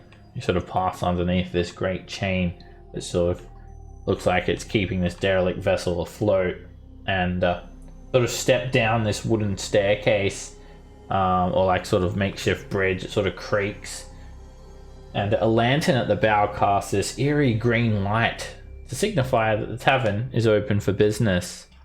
And actually, in the handout for Tarina that I gave you guys, you can actually sort of see the low lantern there. You can see the green light. And yeah, it's very eerie. It's open, and yeah, it's very foggy. So the main deck, it just features some wooden steps that climb up to the forecastle and aft castle, like sort of over here and here.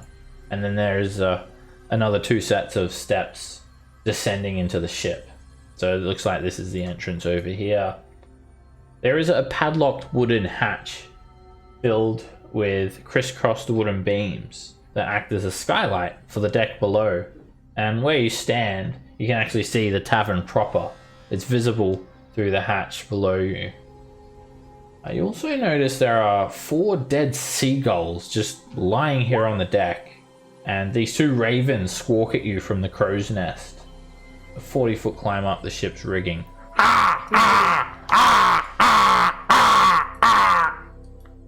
Good day, Raven familiars. Shall we go down? So I'm gonna cast that. Doesn't take a spell slot. It's for my heritage. Okay. 2nd level. Alright, you, it gets cold in here.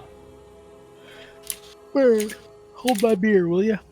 So it's nice and cool. Entrance down that way. Oh yeah, the woman wench. She's a bit of a magic one. I wouldn't piss her off. I seen her turn a man to ice before for looking at her funny. But you can't really help looking at her funny. You'll see. Alrighty. And he steps down Where's Felix? to the below decks. Did he like go away?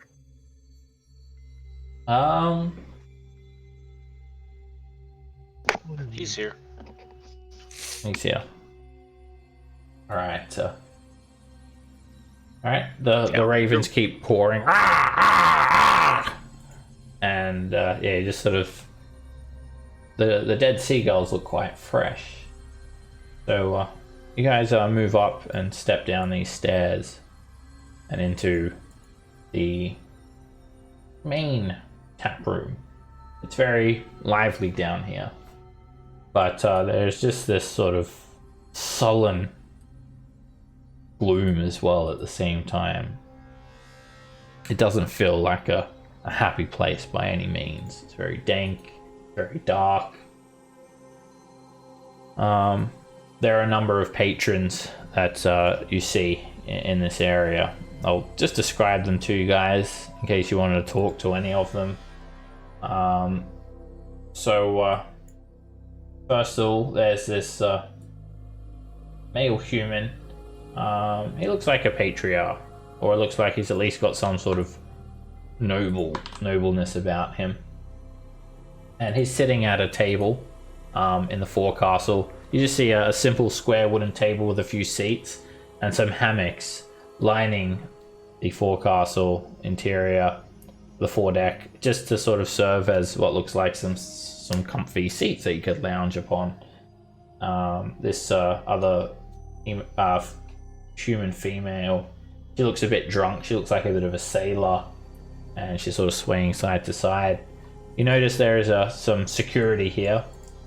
These bandana face mask wearing thugs. They've got morning stars in their hands. They wear leather armor, and they're standing around like bouncers. There seem to be a number of rowboats tipped upside down that also act as seats. One of the bodyguards is sort of leaning against the seat. A couple of them are just sort of standing around.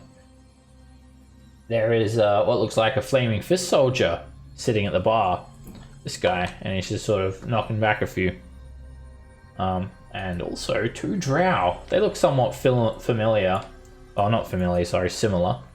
1 male and 1 female drow. They wear fine clothes, and they're just sort of sitting in the corner. They sort of take a peek at you guys as you enter.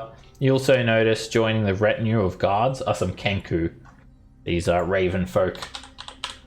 You're all familiar with Kenku because you've got a Kenku party member. And they're just sort of standing around. They're brandishing daggers, and they look like they're ready to stab anyone who causes trouble. But yeah, as you guys sort of head down, you don't see Emmerich, and Mortlock just rushes straight to the bar and sits down, orders a drink. And Make it 2. okay, the proprietor, Laravra. Oh, she's a strumpet. She greets you all. Or. Well met, my name is Lareva Thundrath. Folks around here call me the captain. And she literally just has like a crab perched on her shoulder. If you're thirsting for a beverage or looking to gamble, you've come to the right place. But watch your step. Things can get pretty messy around here.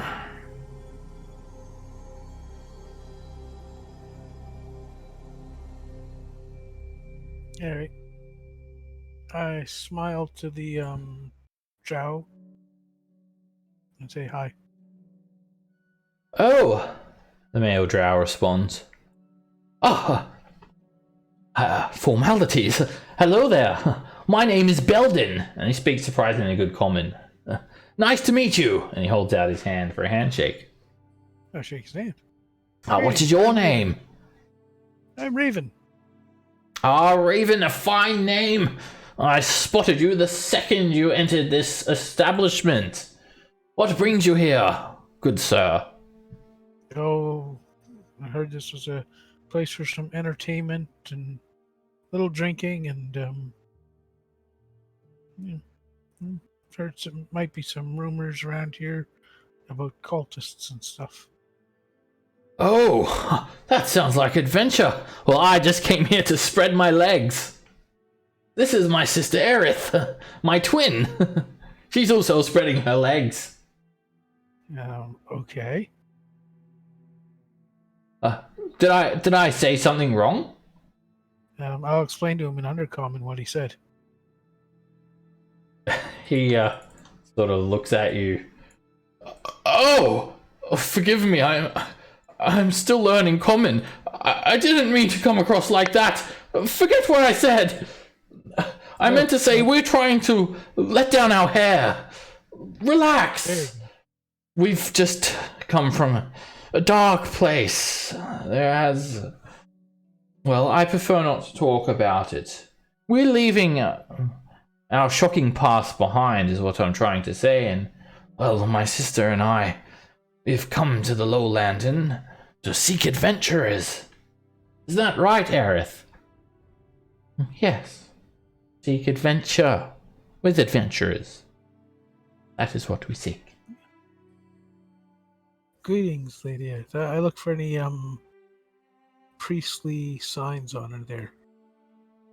They are just wearing some fine clothes. They're very well dressed. They've got neatly tended hair, lavender skin, stark white hair.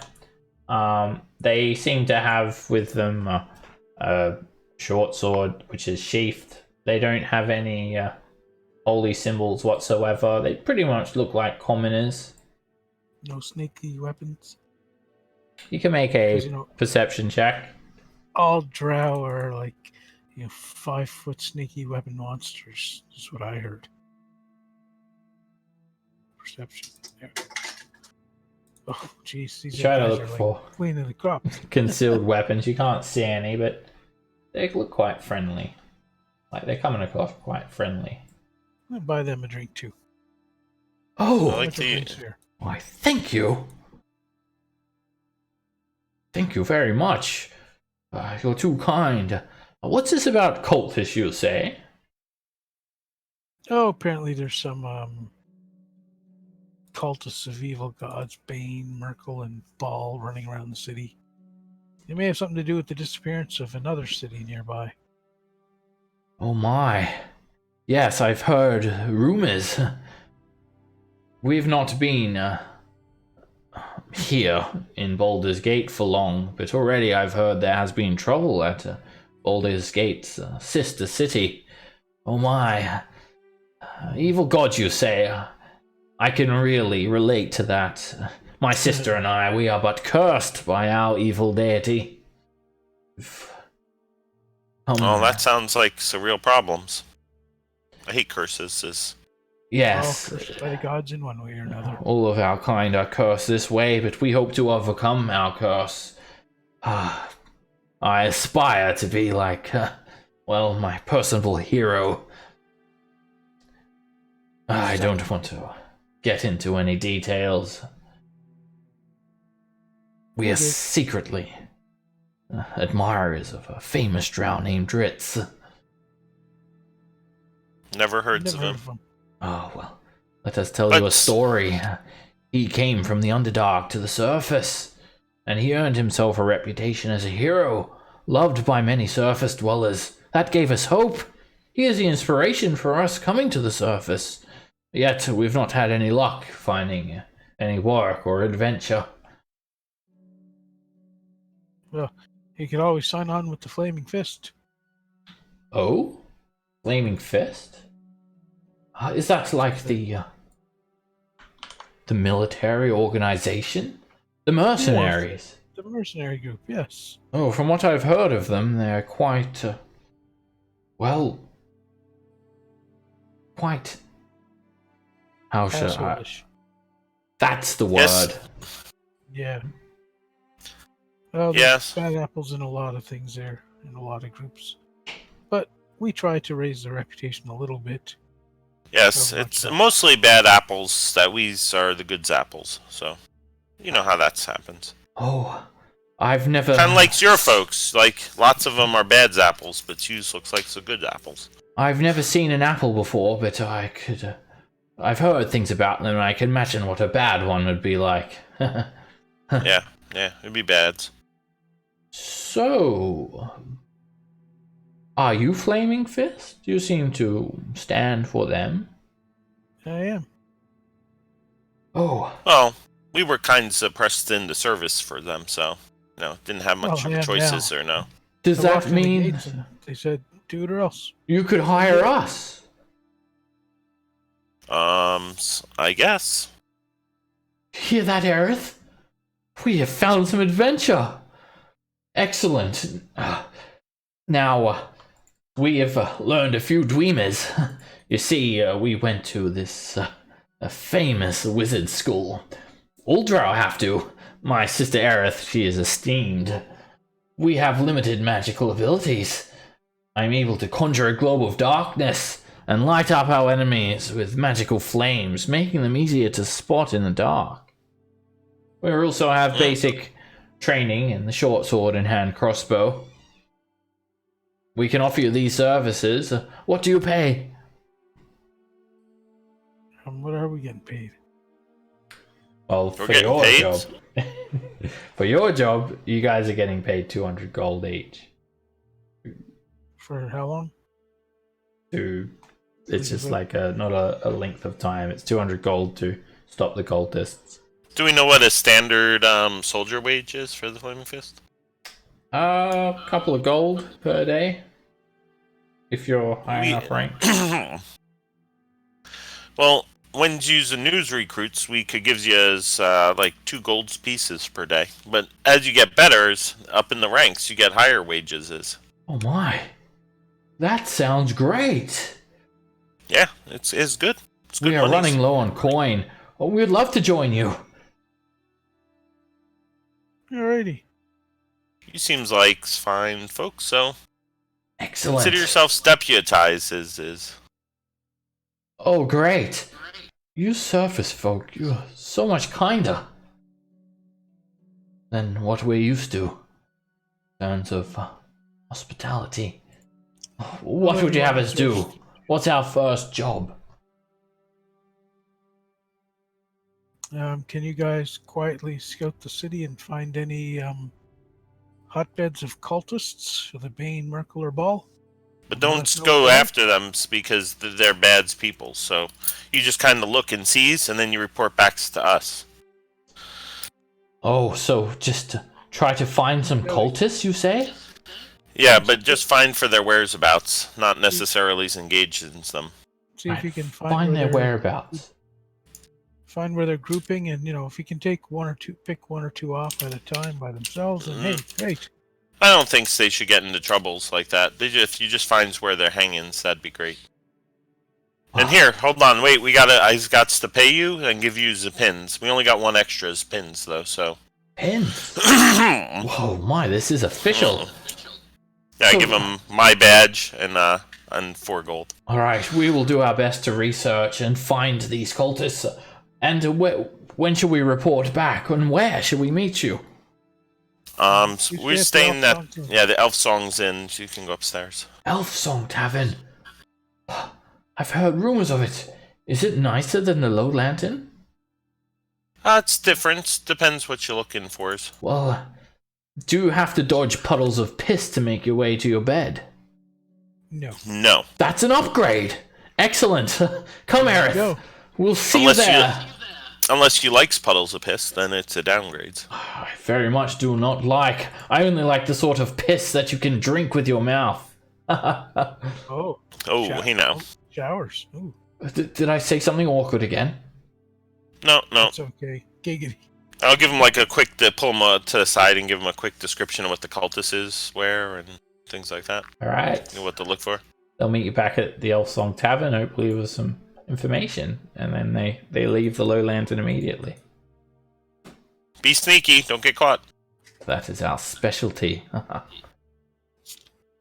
Awesome sauce. Ooh, now's I got a chair. There you go. What do you got for food here, Maria? Wait, didn't we come for Food? businesses? Shouldn't we be talking about securing the loans with the brothers there? Ain't no food here, drinking, gambling. Oh, If you drink enough, perhaps you can wander out to the dock, and you'll get some company with a mermaid at night. I thought we here to talk to this man's brother, Emmerich, though. have you seen Emmerich's around? Emmerich? Ah! Ha! I hope you've got enough coin to pay your tabs then. Got a little bit up here, 7 gold. Ah, Some drink. I guess you're looking for a big investment if you need to see the moneylender. Well, he's downstairs then. That away. Oh, thank you, milady. Wait, Right? So, Got it. let's have another drink first. nope, let's go talks. Drinking after. We're just one more. Come on, I'm thirsty. You can take ones for the road. Just she'll pours you out ones, and you can carry as we have in the talks. You can be drinking it. Alright, one of you two can make a persuasion check with advantage to try and... You can tell he's like just shaking. He's sort of cowering a little bit, procrastinating. He really doesn't want to have to confront Emmerich. You can go ahead and do that. You're probably better than me. Or not. Not by much, but hey. Why are you rolling as a Yeah. wall of fire? I don't know. Go to the chat box at the bottom there and click on your name there, Ed, There we and go. select I your got it. right character. Because I'm a wall of fire ring. 12. Alright. I'm coming. Oh, you're not going to be happy to see me. At least you go first then. How about Yeah, I wait upstairs and you call Come on, me if mate. you need me? I grabbed Nah, it's he'll be welcome families things and all. Alright, this as you round the corner, there's like a set of stairs leading down to the below decks. There's like a mean looking thug. He just sort of like he's standing near a doorway and he just like purposely like moves into you and sort of bumps you. Can I help you? Yes, we got some business with Emmerich. Oh, you want to go downstairs to the gambling hall then, do you? If that's where Emmerich is, then yeah. Yeah, he's down there with a bunch of rotten timbers, cheap ale, vomit, and piss. Yeah, well, if you want to get down to the gambling hall, new rules. Entry fee.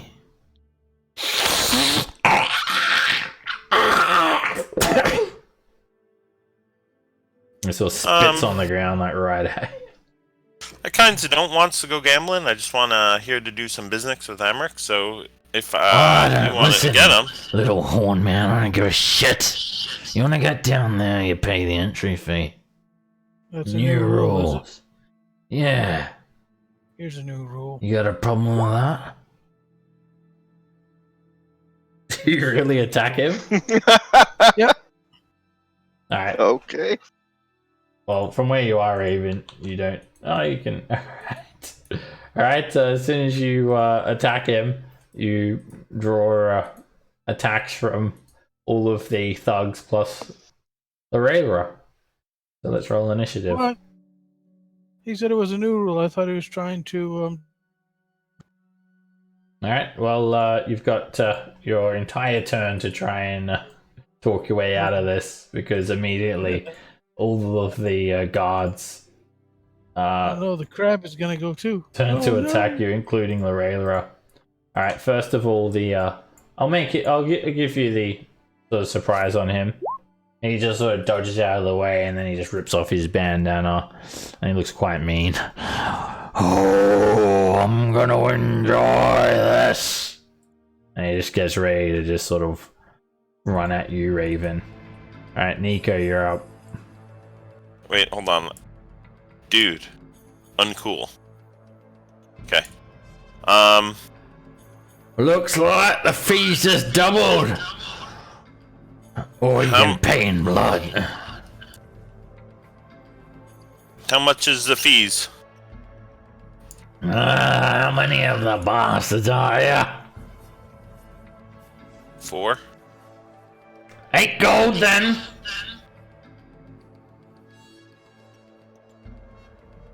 Alright, he's the one that's got the problems. I'll pay the 2 gold for me. I pulled out like 2 gold. Alright, get your fucking ass down there, boy. And he just sort of points his thumb to the below decks. Alright, I surrender. Alright, you can pay your way through. Pay the 8 gold. Alright. He puts down his mace. Oh, you're a smart one. And you pay the other 6 gold. Yep. Okay. I don't have that much gold on me, or I would pay it. Not gonna lie. I was looking forward to a nice little bro, but this will do me nicely. And he actually just like walks off. Rega! Taking the rest of the day off! And he just like walks out and like leaves.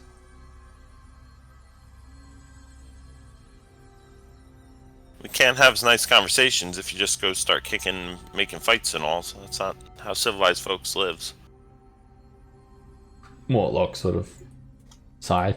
Oh, I was looking forward to do some head bashing, but not looking forward to get turned into an ice cube. Alright, you guys head down the stairs and you arrive in the tavern lounge. It's a bit more calm down here. It's lit by oil lanterns hanging from the ceiling, which is quite cramped. It's 8 feet overhead.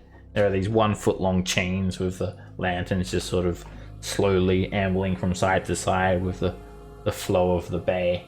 There's no windows. There is no bar down here. There are these overturned rowboats that double as couches. There are some gambling tables around here as well. You see 4 tables with dice and wooden seats, people playing Baldur's Bones. You see a well-armored man and like a sort of rapscallion type to the bow of the ship. They just look like they're playing a game of Baldur's Bones.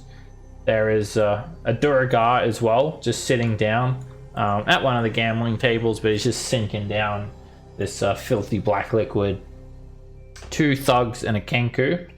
And there is like this area to the stern of the ship down here. It's been sort of converted, so they've knocked down this wall and they've just sort of placed a few barrels and crates up here to sort of create like a makeshift wall, but so you can clearly see into the rest of the area.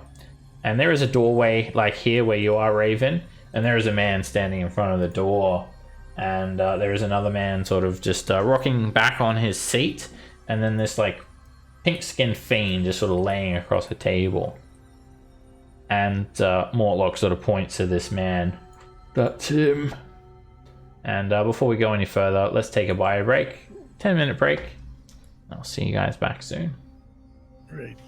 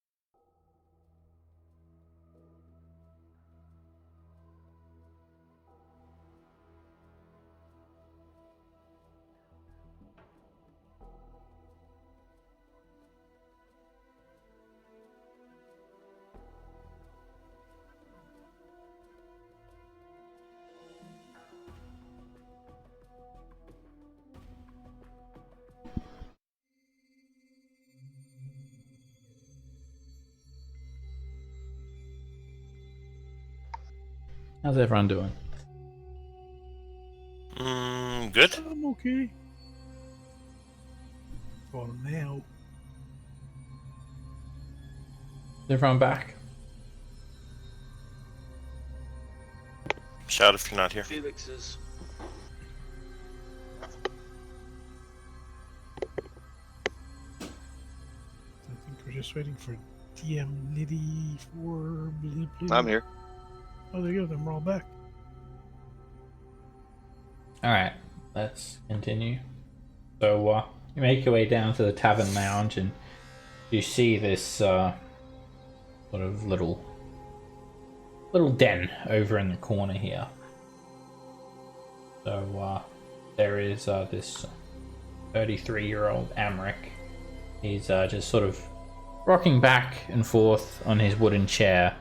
He's dressed in very fine clothes. He has black hair that's parted in the middle and sort of runs down the side of his head with a sort of wavy black sheen. He wears a black cloak and he just sort of plays with a dagger in his hand.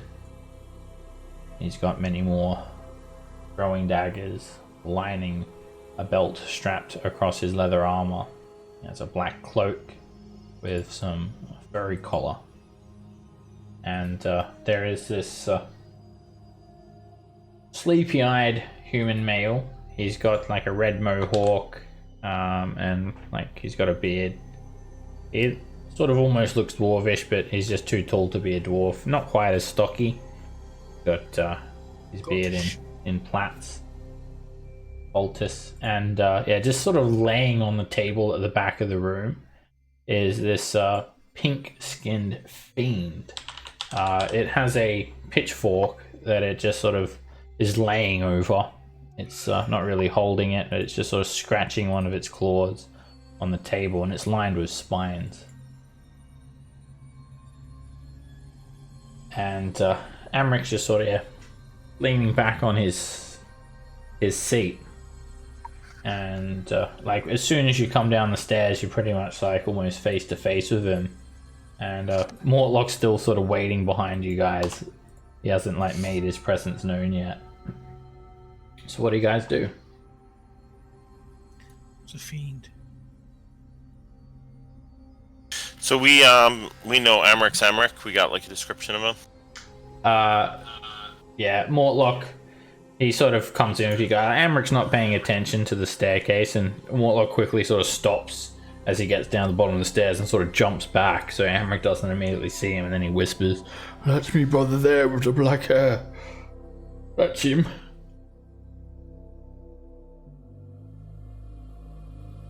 Okays. Hey there's my fine fellers. We're here to see Emmerich's about some things. Oh, you want some money? Alright then. Come into the office. Valter stands aside. Emmerich sort of looks up at you all. Mm-hmm. Ah, some more clientele.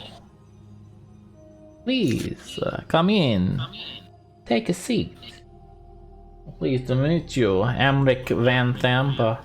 I'm sure you already know that, though. My reputation precedes me.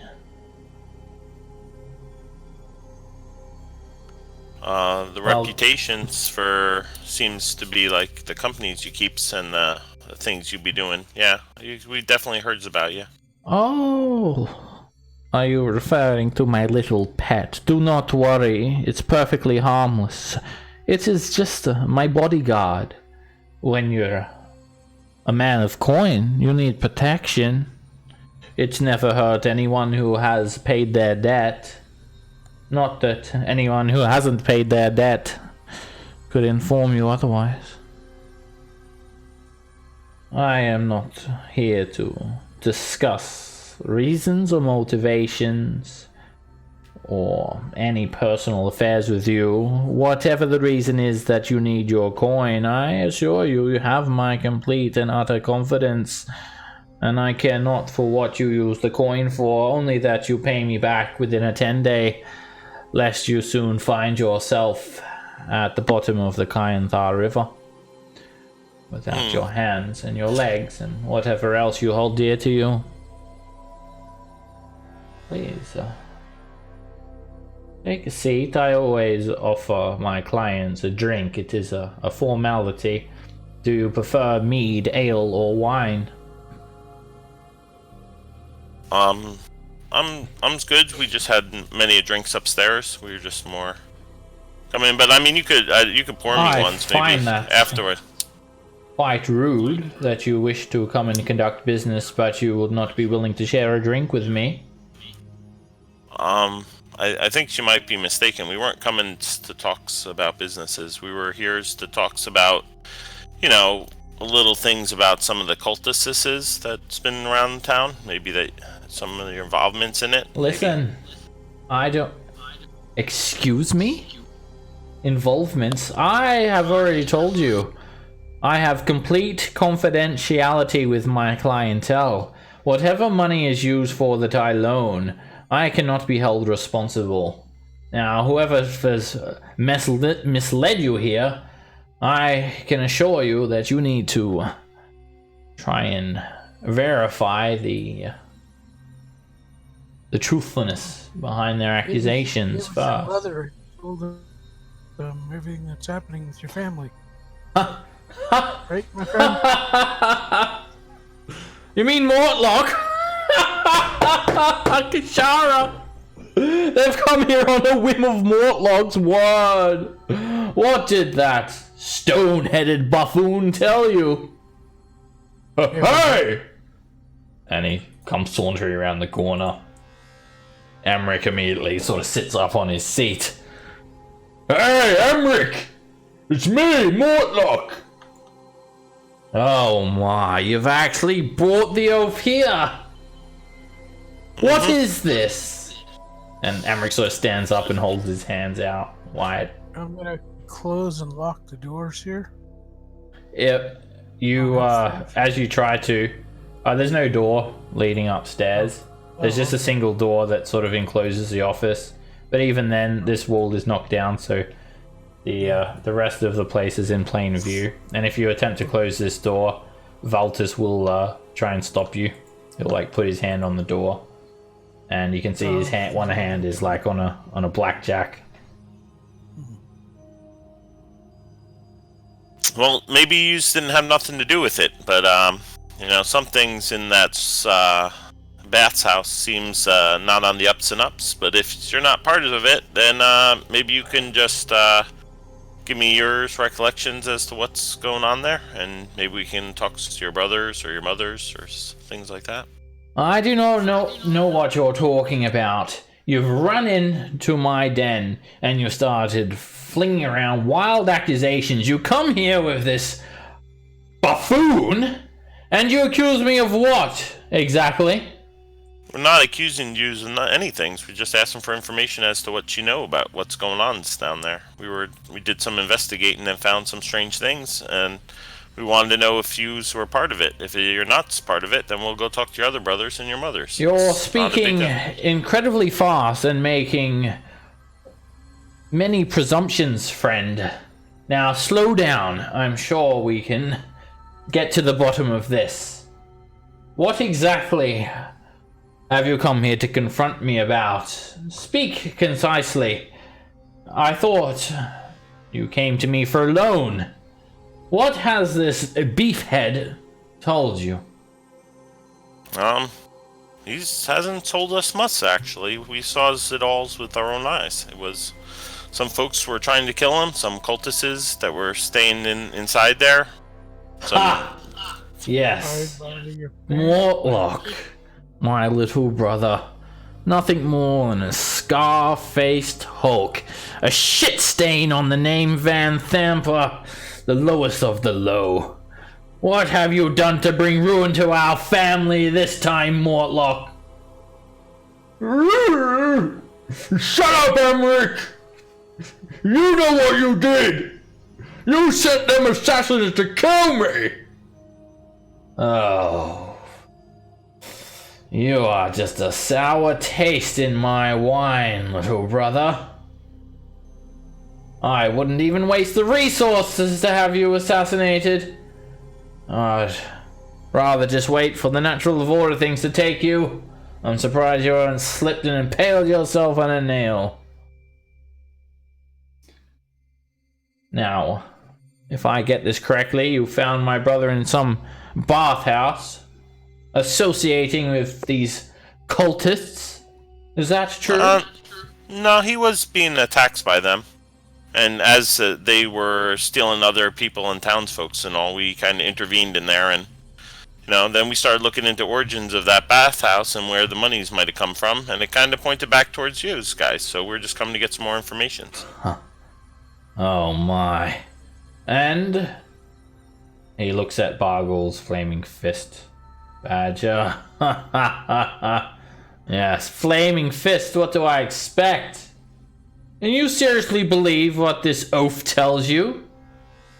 You've come here on his words. The man can barely even string a sentence together. Mr. Van Thamper, we understand how this may seem egregious to you that we come into your place and ask these questions. Nonetheless, your brother has told us these things, and also, we have noticed on these cultists a great deal of wealth in terms of new armaments, mails and such that must cost money. You and your business, you must know these things, how money passes in this city. Who's sponsoring these people if not you? Can you help us in that regard?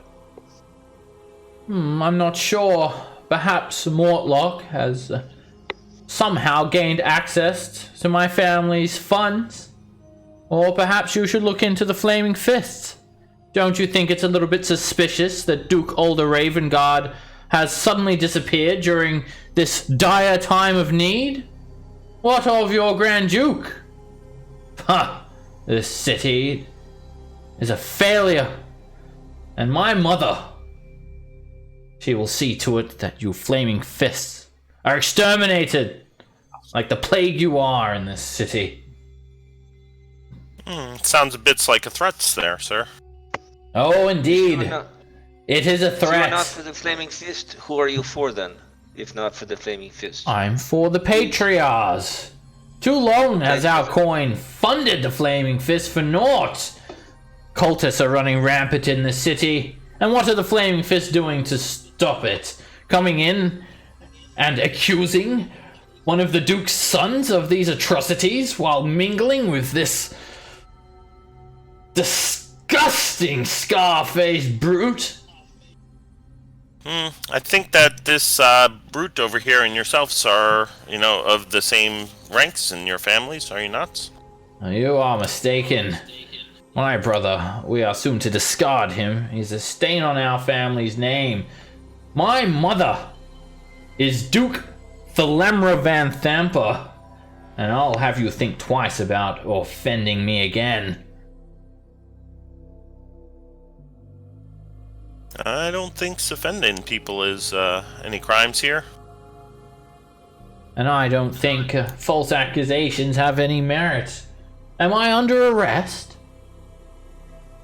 Well, No, we're just here to get some answers. If you give us the answers, then there's no need to go any further.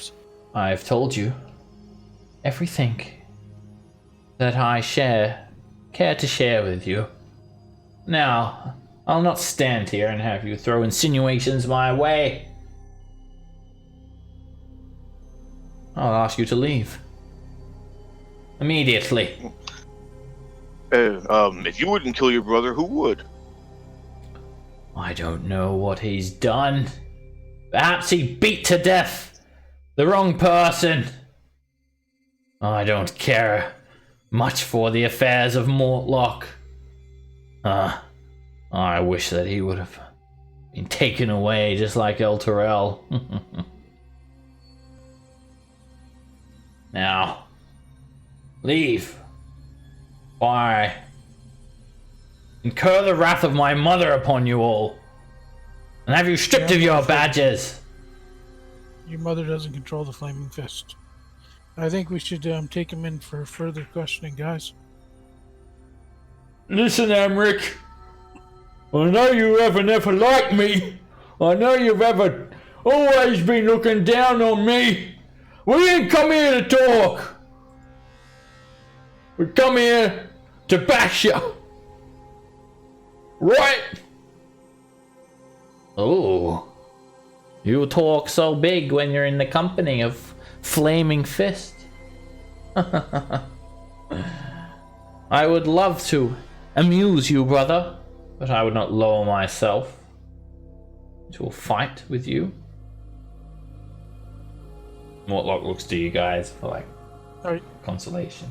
I'm not one to get in squabble between the patriarchs. I mean, if brothers on brothers getting into fights, that's no business of us.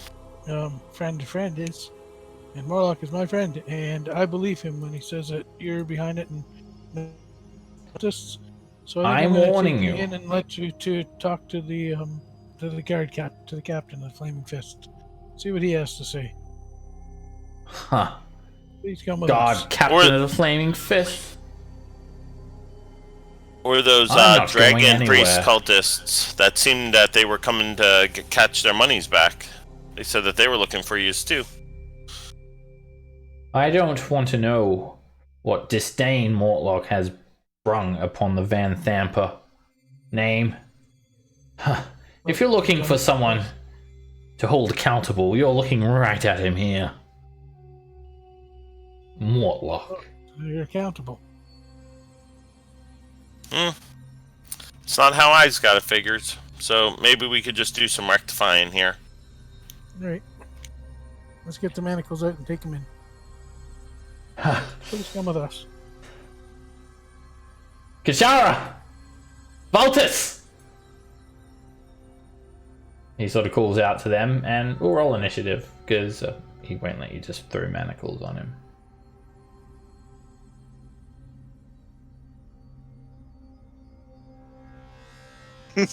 Morlock.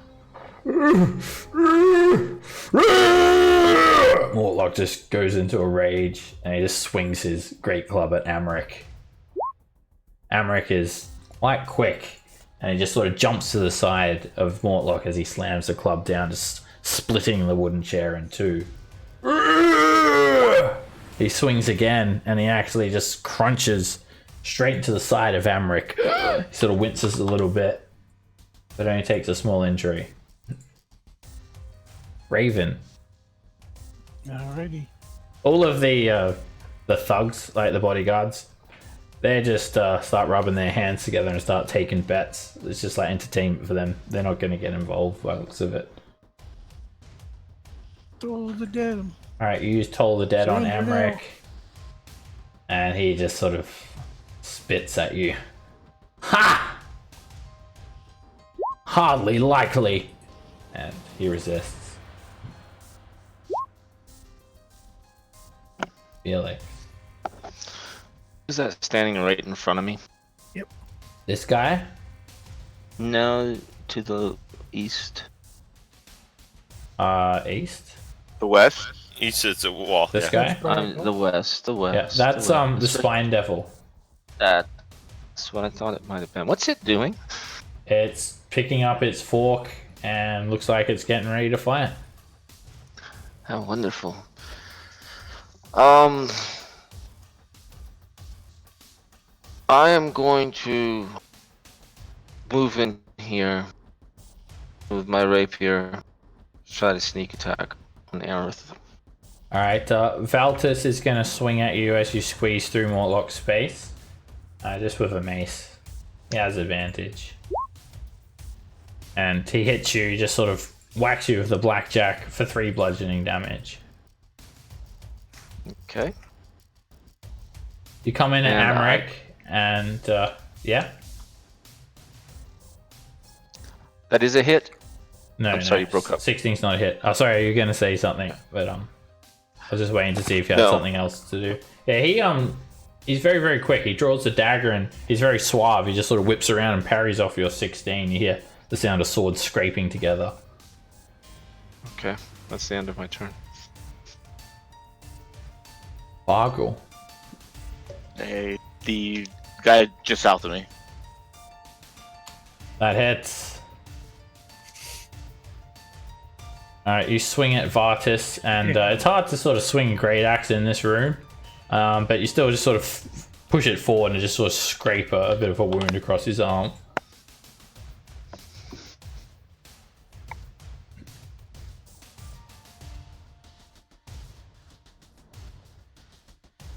Nico.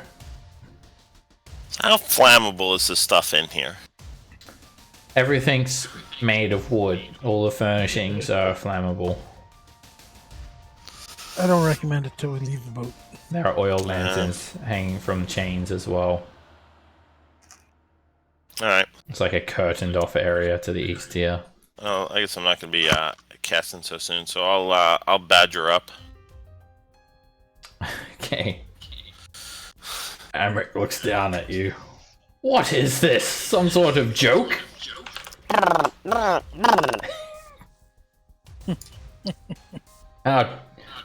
knew you came in here just to badger me, he says.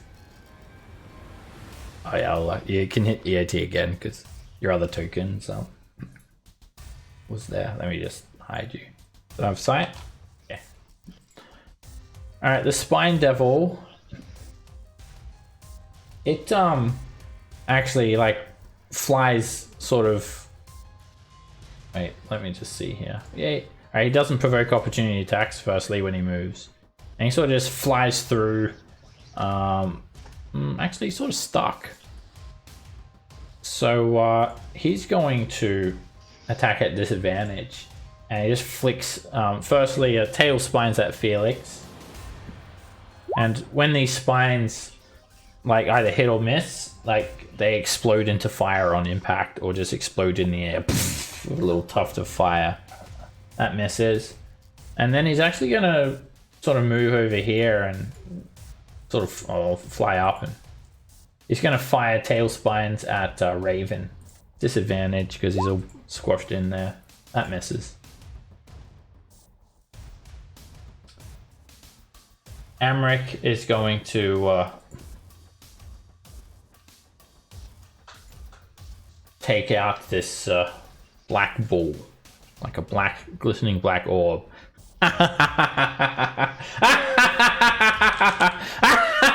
And he throws it on the ground. It's a smoke bomb. And he starts coughing a little bit. And it's a 10-foot radius sphere of fog. The place is heavily obscured. He sort of throws it down like here. I think that's actually a bit too small. A little bit bigger, 1 square bigger. He sort of throws it here.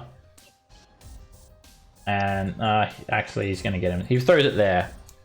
So there's like fog, so it's heavily obscured. And then he just sort of jumps over these crates. And then just sort of runs here. Ends his turn there. Just laughing like really loudly. Valtus is going to try and shove you, Raven. Make a athletics or an acrobatics check. Alrighty. Actually, he's going to try and grapple you. He tries to grab you through the darkness, but he's just sort of fumbling around. Mortlock just roars. Ah! And swings at Valtus. And you just hear a loud crunch. Emmerich! And another crunch. This hits Valtus again. Raven. Alright, can I see him? This is not darkness, it's actually a fog. So yeah, no. No? Alright. So I'm going to step back. And I'm going to shoot for him at disadvantage because he was laughing really loud. It's a regular attack. Oh, You can't see either. So you can't I like... suck anyway. He doesn't know you're about to shoot him. Alright, yeah, you just fire and just completely miss. Felix. I'm going to move into this shadowy darkness. Can I see him or not? The area is heavily obscured, so that means you can't see. I'm going to hide.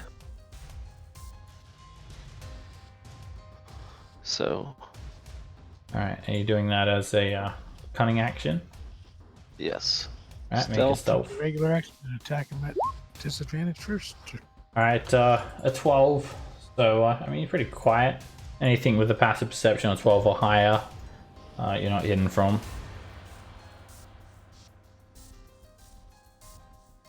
And are you doing anything with your action? You broke up. Are you doing anything with your action? No, I'm just hiding right there. Alright, well, we'll default you to the dodge action then. Dodge, sure. I'd Okay. be, defensive as possible. Sparkle. Yeah, I'll say if you don't take an action, then you just automatically dodge. Was the pass through 10 feet wide so I could go over the badger or where Felix was? He's right above you. Swing. You can pretty much, yeah, the only area that you can't go through is like this area because it's a wall. But yeah. Oh, so I can jump right down enemies. from You where I'm can't- at. You can't go through an enemy space. Alright, so I'll 10. Yeah, then they're I can just jump like down some here. crates and barrels. It's difficult terrain, so you're just sort of fumbling through that. Yeah. Gotcha. It's just like a makeshift wall, like some crates and barrels that they're sort of put up there. So I'm gonna. Am I able to attack with disadvantage or not attack at all? You can attack, and you're not at disadvantage. Alright, you're attacking Emmerich, right? Yes. Alright, you swing through the fog and you hit. You see like a bit of the fog sort of turn a bit pinkish. And you hear him sort of groan in pain. You don't know how hurt he is, but you definitely sliced him. Hitting it, I'm gonna surge now and go do it again. And this time you just swing, but you just swing straight through the air, Bargle. You hit nothing. Alright. Okay, which of these is the upstairs? Is that the one? Or That's the upstairs. Yep, that's the escape route. Okay, so can I like come around to here and then I'll take my attacks at him at disadvantage? He can't see in the fog either, so he's like blinded. Okay. So yeah, you have advantage and disadvantage at the same time. Alright, so 21. It doesn't help him out anyway that he's completely blind. So And I get the multi-attack, right, for when I'm him? looks like it. Multi-attack. If you've got multi-attack, you've got 2 attacks. All right, yeah, you just sort of start scratching and biting into that area, and you just feel your claws drag against like armor and flesh. And then can I go out to the out of the bomb up the stairs Yep, you can go up to the second floor, the first floor. so I can see if he comes up that way? All right, Sure. do you just wanna? I'll put you over onto the upstairs map. Yeah, that's fine. All right, the Spine Devil is going to just fly around here and sort of come near the stairs, and sort of they're trying to cover Emmerich's escape, and he's just going to the Devil's going to just start flinging some tail spines. First lot at Bargle, advantage, disadvantage, that misses, and second lot at Mortlock. And Mortlock just sort of says, "Oh!" And there's like a bit of a heat and a bit of a poof sort of sound. Excellent, Kashara. And Emmerich just starts to slip away. And then he just finds himself... I'll put you on the actual lower map, Nico, because you're still in the same square. He sort of bumps into you. "Ah, you pesky badger. I've never hurt an animal before, because they've never borrowed money from me. You don't have to do this, but here you go." And he just starts like stabbing rapidly into that general area. And that hits. He stabs you for 5 piercing damage. He takes 10 from the armor, Okay. I guess. Alright, as he stabs you, he sort of screams, "Ah! God, what was that?" Ah. And then he's just going to stab again. And that misses. And then third attack. He hits. He takes 10 more. Alright, he stabs you for another 5 piercing damage, and he just yells again, "Ah! Okay! Okay!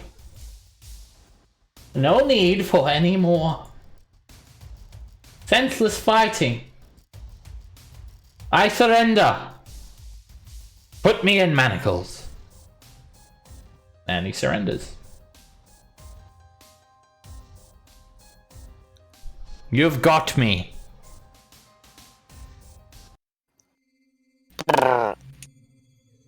Smoke dissipates. Yeah, you guys can just sort of wrestle him in the darkness, and the bodyguards do stand down, and eventually it dissipates after a minute, and Emmerich is there, just there, scowling at Mortlock with his hands together, just head down, accepting to be arrested. I'm warning you, you're making a grave mistake. When my mother finds out about this, you'll end up fish food at the bottom of the harbor. And you too, Mortlock, you traitorous bastard. Traitor? Oh. Never mind. Shut up, Badger. Enough out of you, you icy, ouchy badger. Well, you guys must be really bad if Mortlock's a traitor against our name. Yeah, come along. You're going the wrong way. I don't care. Follow the badger. I'm going to pull the plug. Your leader is a badger. What? Yes. All right. Our leader's a badger. Where are you taking me? To the city, to the headquarters of Flaming Fist. Wait. I thought we was gonna hostilate him. And, use him to, get into me home.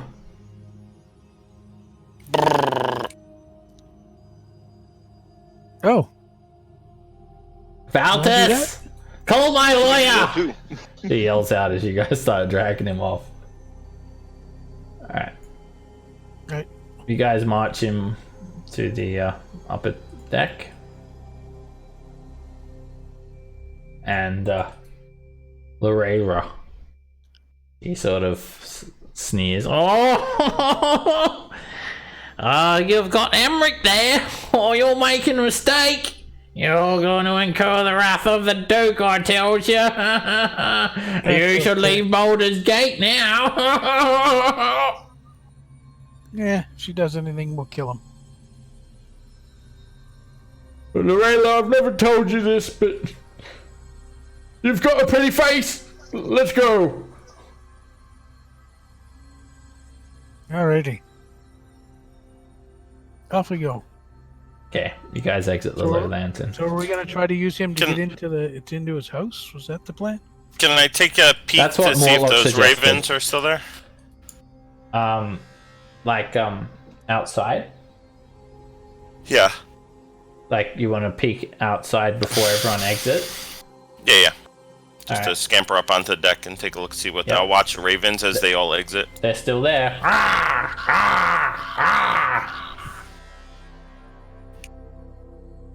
Alright, yeah, Emmerich just sort of sneers a little bit. Oh, you're making a dear mistake.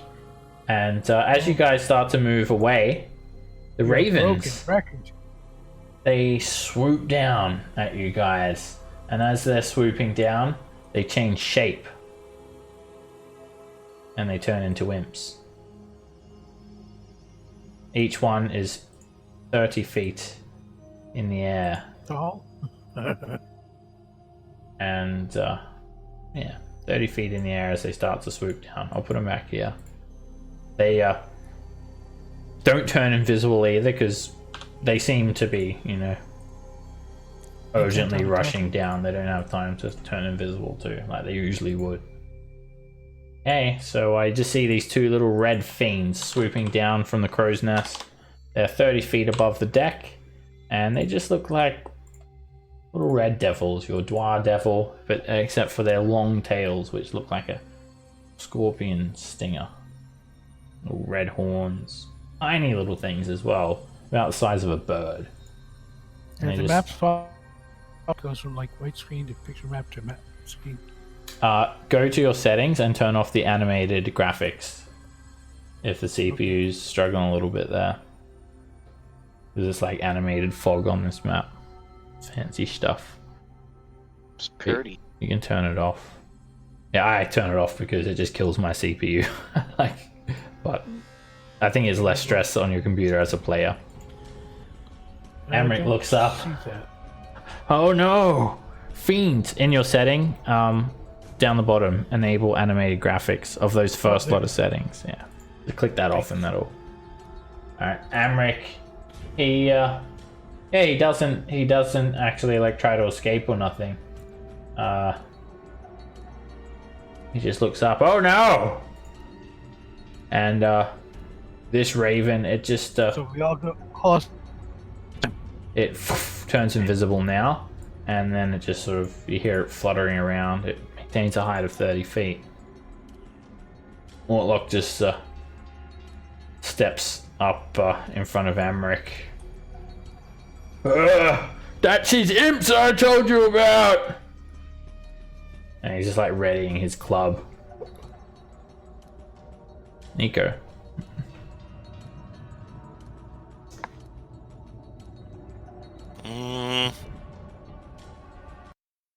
Alright, I'll just ready and bite attack if someone gets close.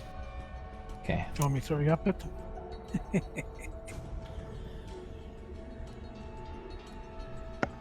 Felix.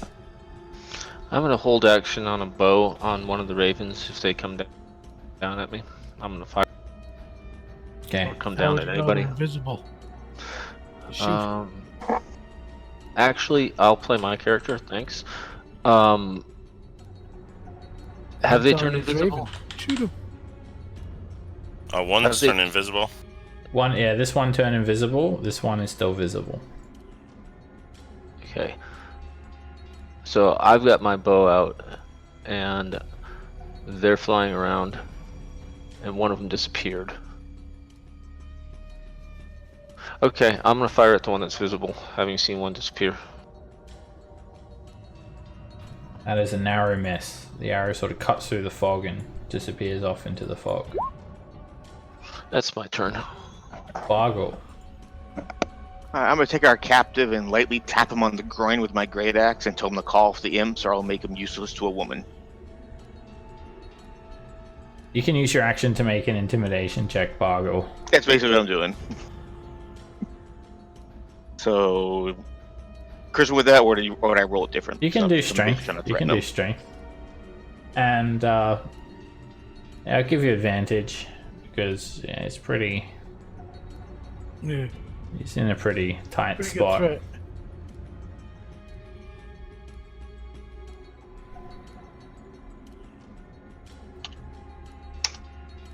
Oh, 2 or 6. Um, Doesn't work. I hit myself He instead. just looks at you. I don't know anything about these things. This is Mortlock's work. And then this imp also vanishes. Flies around over here. Turning invisible. Raven. Alright.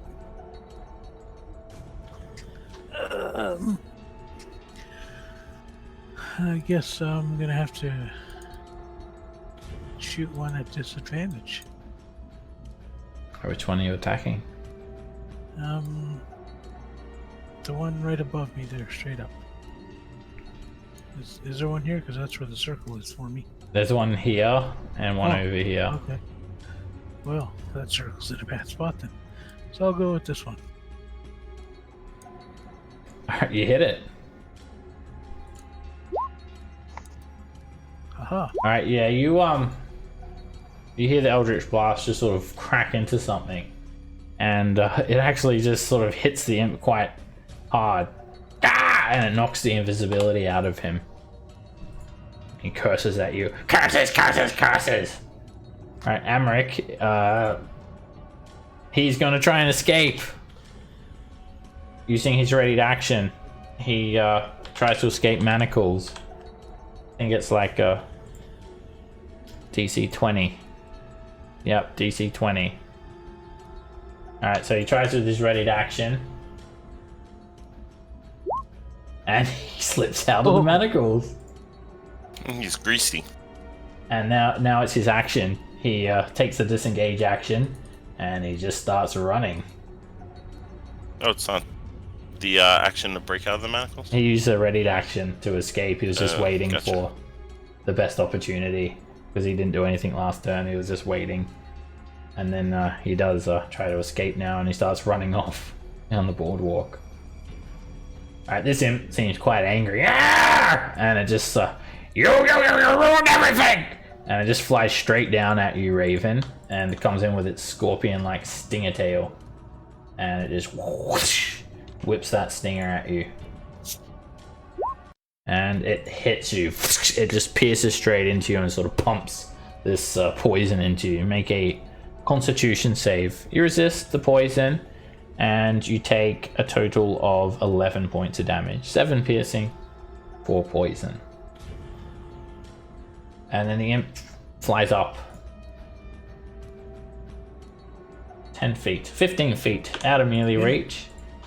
I wish I had a weapon with focus on it. Mortlock's gonna swing and miss.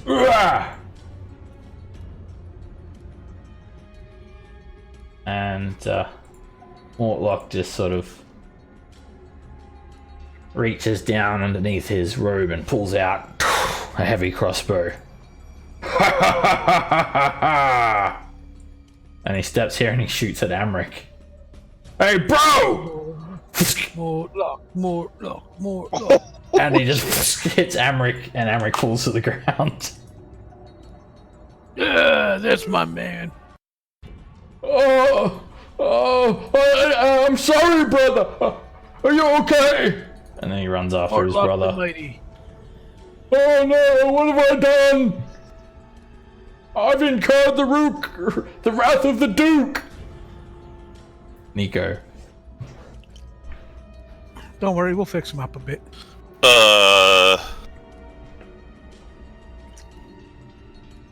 I'll run over and stand next to...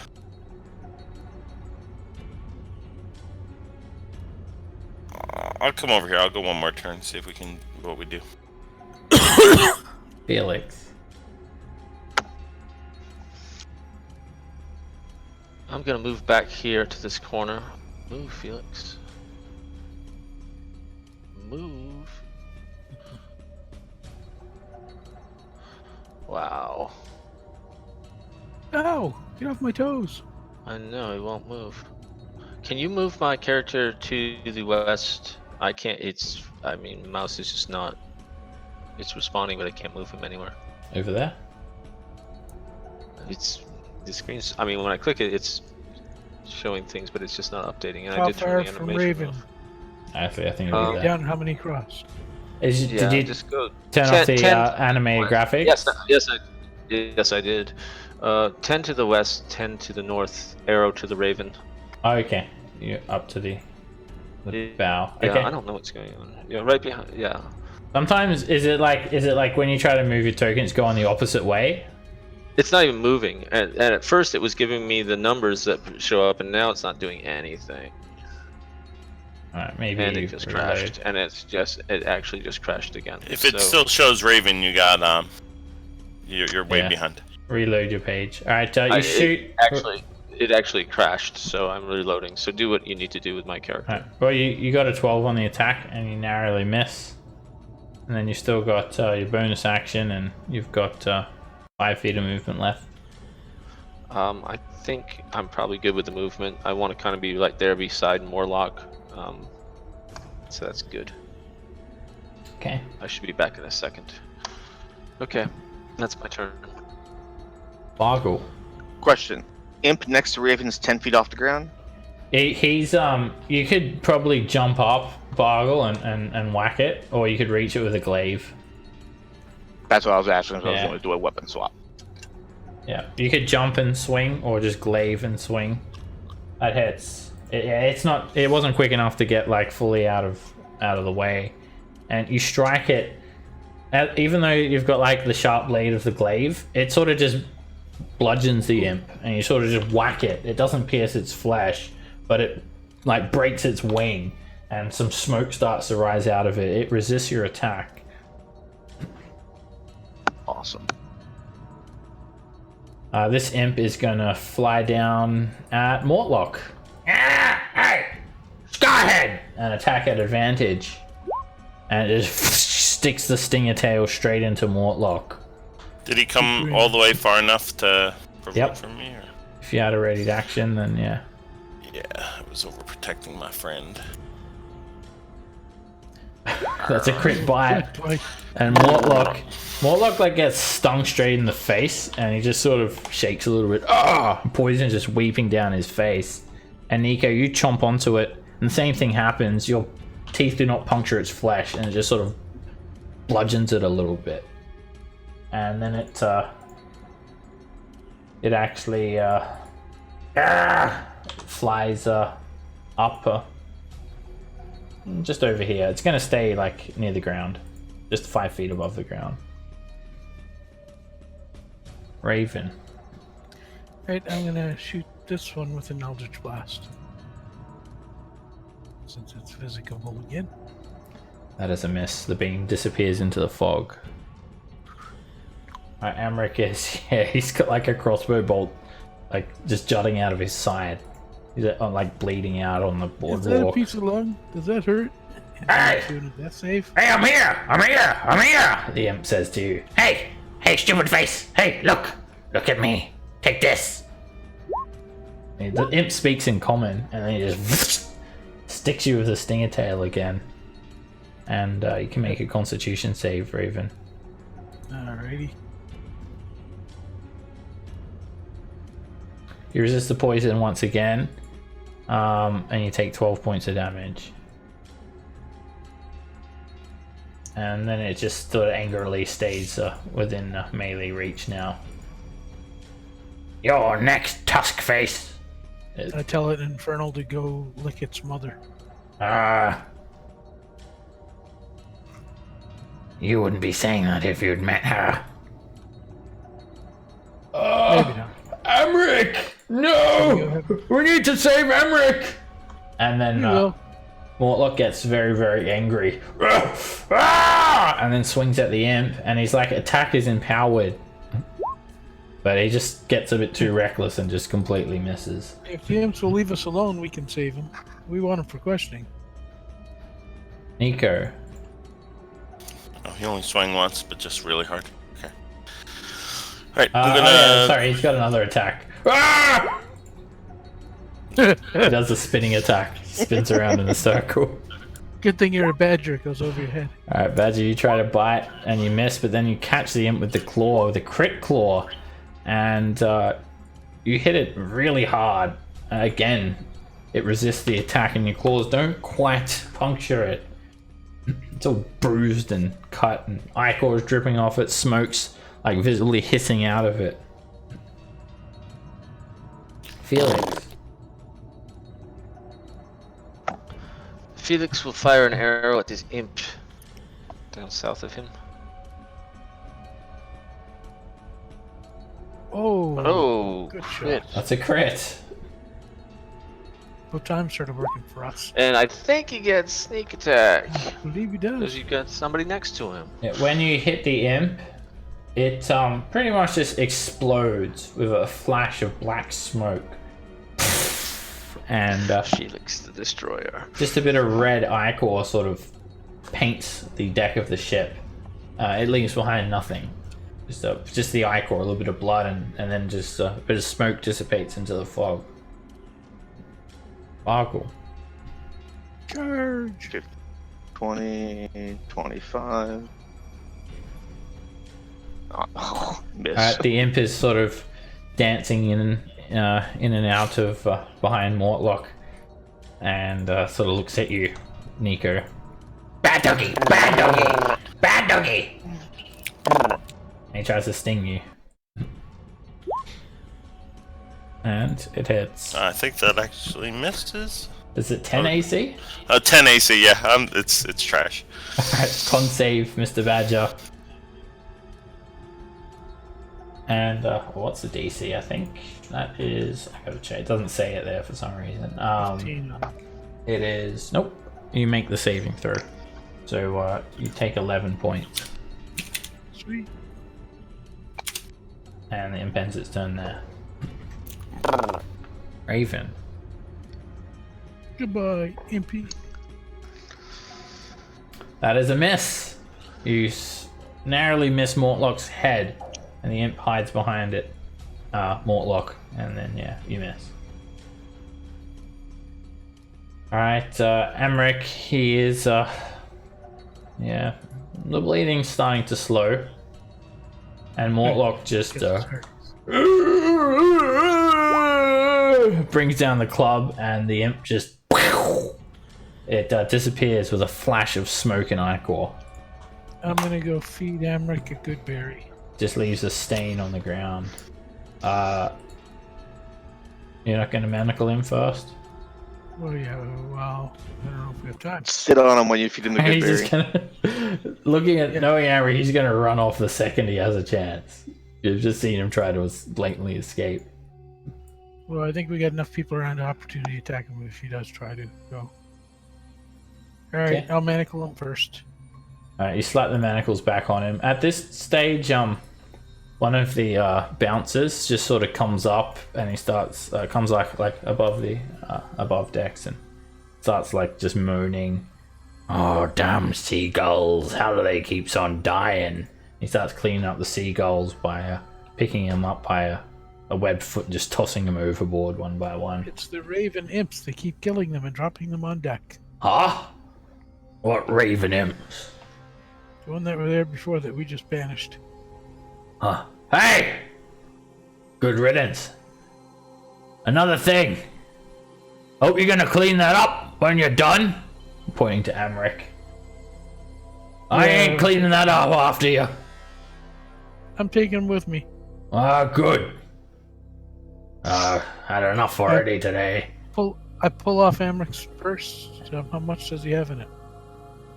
He does not have any coin on him. Oh. Does he have any like rings or anything there?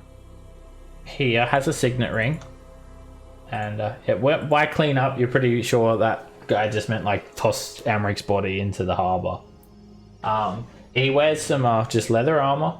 He has 4 daggers. I don't know if you're gonna strip him here, but No. you do. I was just seeing if he had like a plain ring. But yeah, he has a signet ring. And it's worth a little bit. Let me I'll just take. take this ring. We can. Yeah, it's got the house motto on it, and it's let me just double check what it is. Stone hearts never bleed. It's a gold signet ring worth 5 GP. Stone hearts never bleed. Thampa. That's a Van Thampa motto. I guess Emmerich had a stone heart, because look, it didn't bleed when I shot it. That's right. Alright. So Mortlock, you had talked about going to your mother, the Duke's house, and using your brother here. What is the plan? What is your goal? No. I talked about you going to my mother's house with him. I'm not coming with you there. And what was the plan? Why would you like us to go to your mother's house? What do you all want to obtain? Well, I thought you wanted to stop them culties. Well, I mean, do you want us to kill your mother? Is that what you're saying? No, I want you to kill my mama. You can kill Firstwell though. He's just like Emmerich. Salty bastard. What do you say, the rest of you? I think that's probably a good plan. I mean, if we wanted to rest up a little bit, so going fresh, because I don't know whose imps those were, but they're probably going to give them... They're Emmerich's. You My think? impression from Emmerich is that he is involved in all of this business. No matter his protestations, he is here. He is obviously up to his elbows in funding money for these people in one or the other. In any cases, we probably shouldn't be sitting here, especially with the imps around and whatnot. As you guys are discussing this, a cloaked figure starts to approach, armor clinking with each step. One gloved hand rests on the hilt of a longsword, and it's raining. So she sort of approaches you all and sort of stops, and she comes in quite close, and she pulls back her cowl to reveal the face of a teenager. She's got scratches all over her face, and she's got a reddish hue to her hair, and she wears this silver gauntlet on one hand, and she has a haunting gaze. She looks like she's just been in a fight recently. Scratches and cuts all over her. And she sort of greets you all. Oh, well met. What has happened here? If you don't mind me asking. Oh, and who are you? My name is Rhea Mantlemorn. So have a, do we see a Flaming Fist badge or anything on? No. No Flaming Fist badge. The bar is still open if you're looking for a drink. Just some business that this guy's done some wrongdoings that we're just taking care of here. I'm not here for a drink. I have business. What happened here? What is the meaning of this? Why is this man bleeding all over the ground here?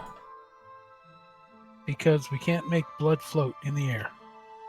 Because he's been fraternizing allegedly with some cultists and some demons folks. So we're taking him into custody, ma'ams. May I ask whom he is? I'm not so sure. Okay. What authority do you have to arrest this man in the street? I am the law. I serve the flaming fist. When you say that, she actually just draws her longsword and jumps back, like expecting a fight. No, we's not those kinds of flaming fits, ma'am. We're trying to do goods by these peoples, and this guy's one of the guys that's not doing so good. So if he just settles down there, we're just not be on our ways. You mean you're not going to arrest me? Why? No. Are you part of the conspiracy with the cultists? You fools, Emmerich says. That's a Hell Rider! Look at her gauntlet! The symbol of Torm! Look at the armor! He's from Elturel. Ah, then she's like us, investigating the city's disappearance. So you're investigating the city's disappearance? She starts to tear up a little bit. Yes, by we are. Cultists who maybe have information. I actually think this man's moms might know what's going on, because she threatens the same things that happens here, which happens to Elturels would be happening. That man. Is he Emmerich Van Thampa? Sure is. Okay. I can't keep secrets, sorry. But you're Baldurans. Why do you care about Elturel? What has any Balduran ever cared about Elturel? I'm from Elturel.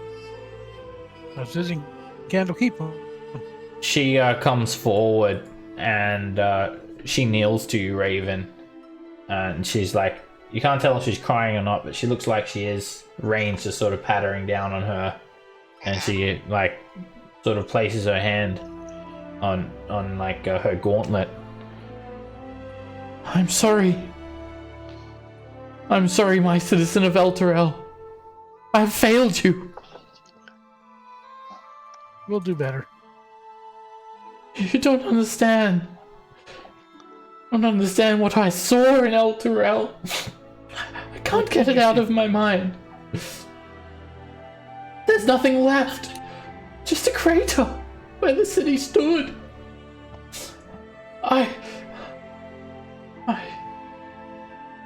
Wait, I know you. Raven. I escorted you with other refugees. Yes. To get into the city. Oh. Raven. She hugs you. Okay. By teenager, we're talking like 18? 17. Well, roughly. Old enough to... never mind. She's oldie. She definitely looks like a hardened warrior. Like she's gone through some formal training. She's a Hell Rider. Risk her life? Alright. Well, you may certainly help us if you'd like. Could always use the help. But the Flaming Fist, I've committed crimes in this city. I wounded a soldier with my longsword. I stole a cloak from him to conceal my armor. Yeah, I'm a well, wanted fugitive. we'll all do better. Okay, you just say a couple prayers, and we're all good. If you're going to help us with this investigation, we'll forgive your crimes. Do you It'll be all know? good. Do you know about the High Overseer? About Thavius Krieg? What has Emmerich told you about him? Nothing yet. We're still going to question him. Maybe we should go back to the taverns and have a good questionings. Let's in take him there. back to the elf song. You allow me to question him? Sure. Sures. You can. It's Have a free Fargo con- walk up and hand her his flaming fist badge. I don't need this one because I got this one, and show his order of the gauntlet. Order of the Gauntlet! Do you know Ontharfroom? Have you bless you. trained under him? Yes. He's the Yes. leader of the Order of the Gauntlet in Elturel. He did, but it was he was over a table and never mind. No, I didn't train there. When I came to the But- city, I saw it for what it is, a cesspool of corruption, death lurking around every foggy corner. But I did not expect to see those valiant and forthright such as yourselves. Yep, that's me. Just a beacons of hopes in the dim, darkest places. I am not going to lie, I care little for Baldur's Gate. As far as I am concerned, I hope the rats eat it.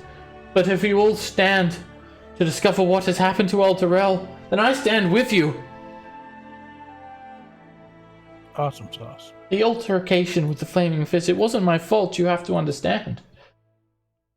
Let it go. It's been forgiven. No one cares much about that. You're now with us. Alright. Thank you. Thank you so much. And don't mention it at all. It's gone. Like really, don't mention it anymore.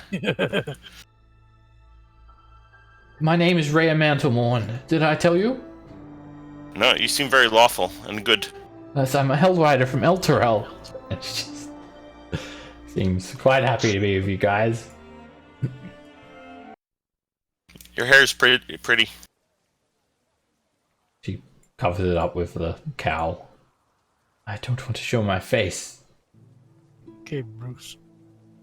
Okay. Good call. Alright, you guys pick up this Hellrider to join you on your quest. And still pissing down with rain. So, where's next? To the elf song. I guess, but we should probably he's gonna make a big stinks as we go in, and the Elf Song folks are probably not gonna like us bringing him in there, so we might need to If you make Hardly likely. This is Baldur's Gate, my friend. I don't think no one's gonna give a shit. In fact, it would be more favorable of them to just stay out of the way. Not gets involved. Good call. Okay. You're not from around here, are you, little horned one? I'm actually is from around here, but I don't normally go inside the buildings or talk to much of the folks. I try to keep to myself. Oh, you're from the outer city. Oh, I always wondered what it's like. Have you been to Little Calamshan? And he just sort of starts some small talk with you. Short while later, you're back in the Old Song Tavern. You're upstairs, and just as Mortlock said, nobody wants to get involved with any of you guys. No one even pretends to bat an eyelid as you make your way to the top floor here with Aerith and Belden. They're actually not back. But here you guys are. Awesome sauce. Well, maybe we should do it in that little rooms or in a place a little behind some closed doors or all. So people don't hear our business. Yeah, we go into our room. Mortlock's doppelganger. He's gone now, though. And There's a then mimic. Fades out. we might even be able to take a little rest here if we need to before we go talks to Mommy Dearest. Alright, so you're taking him into the They're always- bedroom? Yeah. Oh, no, what are you sick flaming fist fucks thinking? I'll talk, I'm not going to do anything. As you say, though. Someone get me some wax. We'll make him talk. All right. Oh, You guys. I don't think There's actually we need to talk about it. There's actually like another room, like a private dining room, like around here that you can just sort of sit with him. And... All right, we take him in there. All All right. right. Now, I can put the figs up the back first, or the mouse, and then the figs. No, we just don't need to go no torture nobody or nothing. He's gonna answer nice, right? Ray Well, just not looks torture. shocked. I will I think not we allow you just- to cause We're undue just harm. joking. Yeah. I- The little lady here is gonna ask some nice questions. I'm very lawful and very good, if you didn't realize. I've never eaten noble before.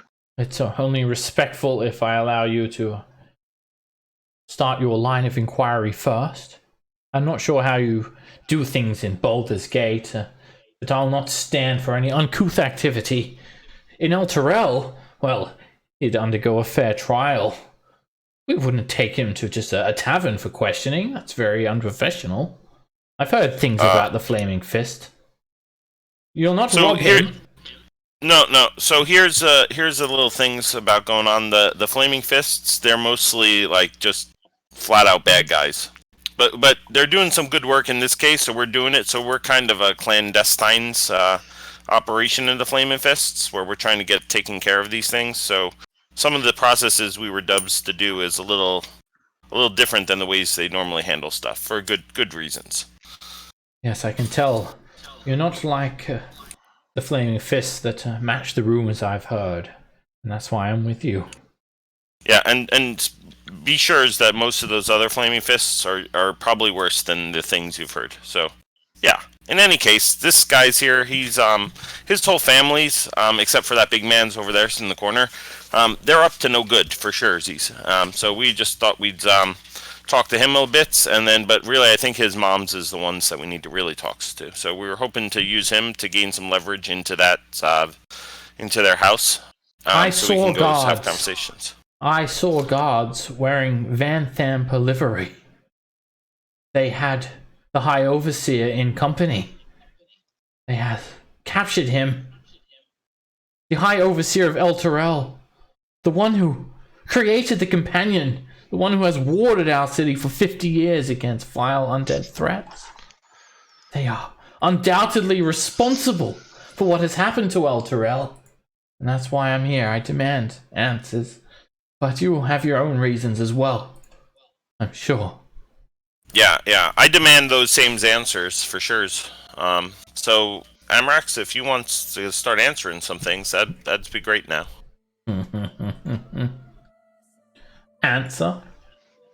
Answer your questions. How am I going to answer the question when I don't know? Yours to say that you don't know, like how, for instances, how do you guys go about summoning those demons that are all around, like the ravens and that spiny thing that you had there? Listen, I'm a man of coin, and I pay for services. I never thought it was illegal to associate yourselves with devils. Show me a law that says otherwise. That's right, you can't. My mother, she built this very ground on which you stand. And every moment I'm here, sitting here like this, you insult me and my family. I thought the gods built the ground, but whatever. I think he's not going to answer questions. Because my ma, she built the sewers in that. Oh, your mom's a piece of sewer. No. Let's keep it civil, likes and all. We don't want to go offending the lady over there. So I guess then, does you think that your mom's cares about your well-beings and all, and that she'd be willing to have a conversation? You'll have your heads when she learns what you've done here. Well, I'm certainly willing to trade you for the head of whatchamacallit thingamajiggy Bobby. Oh, with the Flaming Fist? Mistake. No, the guy from El Terrell. I don't care about the Flaming Fist guy. He's gone too? Well, isn't like all of the El Terrell's gone? Yeah, pretty much, but she just said that It's just a crater. You don't know what I've seen. I care not to relive that nightmare. Yeah, she seen this family soldiers taking the head guy from El Torel away. Oh, yes, I did. So, Oh, so how long ago was that? So that person folk was here in the towns? A couple of days ago, yes. I saw him, and once I learned that the livery belonged to House Van Thampa, I then moved quickly to try and learn of the Van Thampers, and that led me to the Low Lantern. Oh. I'm So not you sure think- if... Well, I'm not sure what their intentions are, but... Well, apparently your Flaming Fist arresting Hellriders on sight. Torm knows what they're doing. To the High Overseer. The 4 guards I saw. That same stylized V. I see it on your coat, Emmerich. But I have been unable to get to the estate. The upper city is cordoned off and, well, it's beyond my reach. I have not attempted to get past the city watch. So Morlocks do you know if there's an alternate way into the, what is it? What are they called? Houses or villas or? Oh, the villa. Well, we can go through the gate, and we can have Yeah. Emmerich, and we get him, and we bash him. Well, you bash him with the guards. Say that you'll bash him in that, but don't bash him. Like use it to get inside, you know, like a hostage. Yeah, okay. I was wondering if there was ways we could sneak us in, but yeah, that definitely the He hostage scratches things. his head. Well, I'm not allowed to go home. I was sort of kicked out when I was a young'un, and they don't let me none back in the estate, so I don't know what it's like and that these days. I just remember it being a big house, lots of corridors and fanciful stuff. is anybody good at looking like other people here? If you means other people like badgers and wolves and things, I'm great at those. Yeah, not quite. I'm Then- thinking like, Then no. Actually, I'm not so bad at looking at other people. Like you would never hardly notice that I got horns. All right. Yeah, next plan. I mean, if you don't want Emmerich, then I'll deal with him. No, so I think What the do you best have way for to do is that the hostage plans. I like that. To at least. Oh, yeah. And go in and fight everybody here. What do you have your plan for these guys? What is this that you think of? Well, if we have someone that can disguise themselves or change the looks to look like Vampirth, and we have a signet ring, and we have his brother, they could maybe get us past the city guards and at least to the house. I don't think that bringing his brother is a good idea. He's not on good terms with his families. I Well, think no, that. you don't have I'm to- not going, but you you can should get us take there. Emmerich, use him for leverage. Then you can Yes, negotiate and stuff. I read a broadsheet story once, and they did that. It was like a heist thingy. This man right here, this Emmerich, sleeps with the fishes tonight if he does not cooperate. The little metamorph, this is Baldur's Gate. There is no authorities we turn him into when they do trials like such and such. We are sure, we know he is behind this gross madness that is overtaking your city and is overtaking this one. So Emmerich, what do you say? Do you want to go on a walk to the upper city? And let's discuss. I would gladly accompany you to confront my mother. To confront your mother. What beef do you have with her? Like a cow? Or is it more For like a you to steer? confront her. I'd Yeah, love yeah. to see the look on your faces. Yeah, he's sure that we're going to use him as leverage, as my friends over there says, and that we're just going to go in, and then as soon as we get in, the guards are probably going to attack us, and then kill us, and then save him. And you know, that's probably what's going to happen and all, because these seems really bad people and whatnot. Well, what if you just hold like a knife to his neck, and then if they say, anyone move, and I slice? Yeah, no, we're definitely going to do that, for sure, C's. But I don't like the holding the knife to his throat and saying if anybody shoots. I like him knowing that we'd kill him if he does something to alert anybody. A little bit better. not so sure about walking in and saying, hey, we got this guy. It takes one hothead and we're all dead. He's dead too. I will not condone the death of this man. He has not been proven guilty of any crimes. However, I will do whatever it takes to get into the Van Thamper villa. Whether we have to pretend him as a hostage. I must have answers. It is my sworn duty as a Hellrider. Felix pulls out a little pouch with some makeup and he says, come here, I'll dress you up. You go right in there. Okay. If you're so noble and you want to, do anything, what would you like to look like? Well, right up to there. I can't get in the upper city. The watch, they require watch token. We're trying to figure that out. We're also trying to figure out a way in which this piece of scum right here doesn't get away and has, half the city down upon us within the hour. So, your high standing about him, this man is responsible for many deaths. You have to understand that and deal with it in a real way, not in your lofty ideological way. So, what evidence do you have of this, though? We have lots of evidence. What we do not have is a lot of time to explain to you everything that we know and we have gone through. It's been a very long day. He's a loan shark and money launderer, and he's admitted to us personally that he has killed people who haven't paid him back. Many times. His mother and him and his brother are responsible for funding the cultists, which are responsible for the death and destruction that we are aware of. Right. So we need to go talk to his moms for sure. That's. We give him over to what you think there's a semblance of law in Baldur's Gate. It is very likely that he will simply be let loose with more power and awareness that we are here. Mortlock slaps a hand on your shoulder. I'm with that. You either use him with bait or I club his head.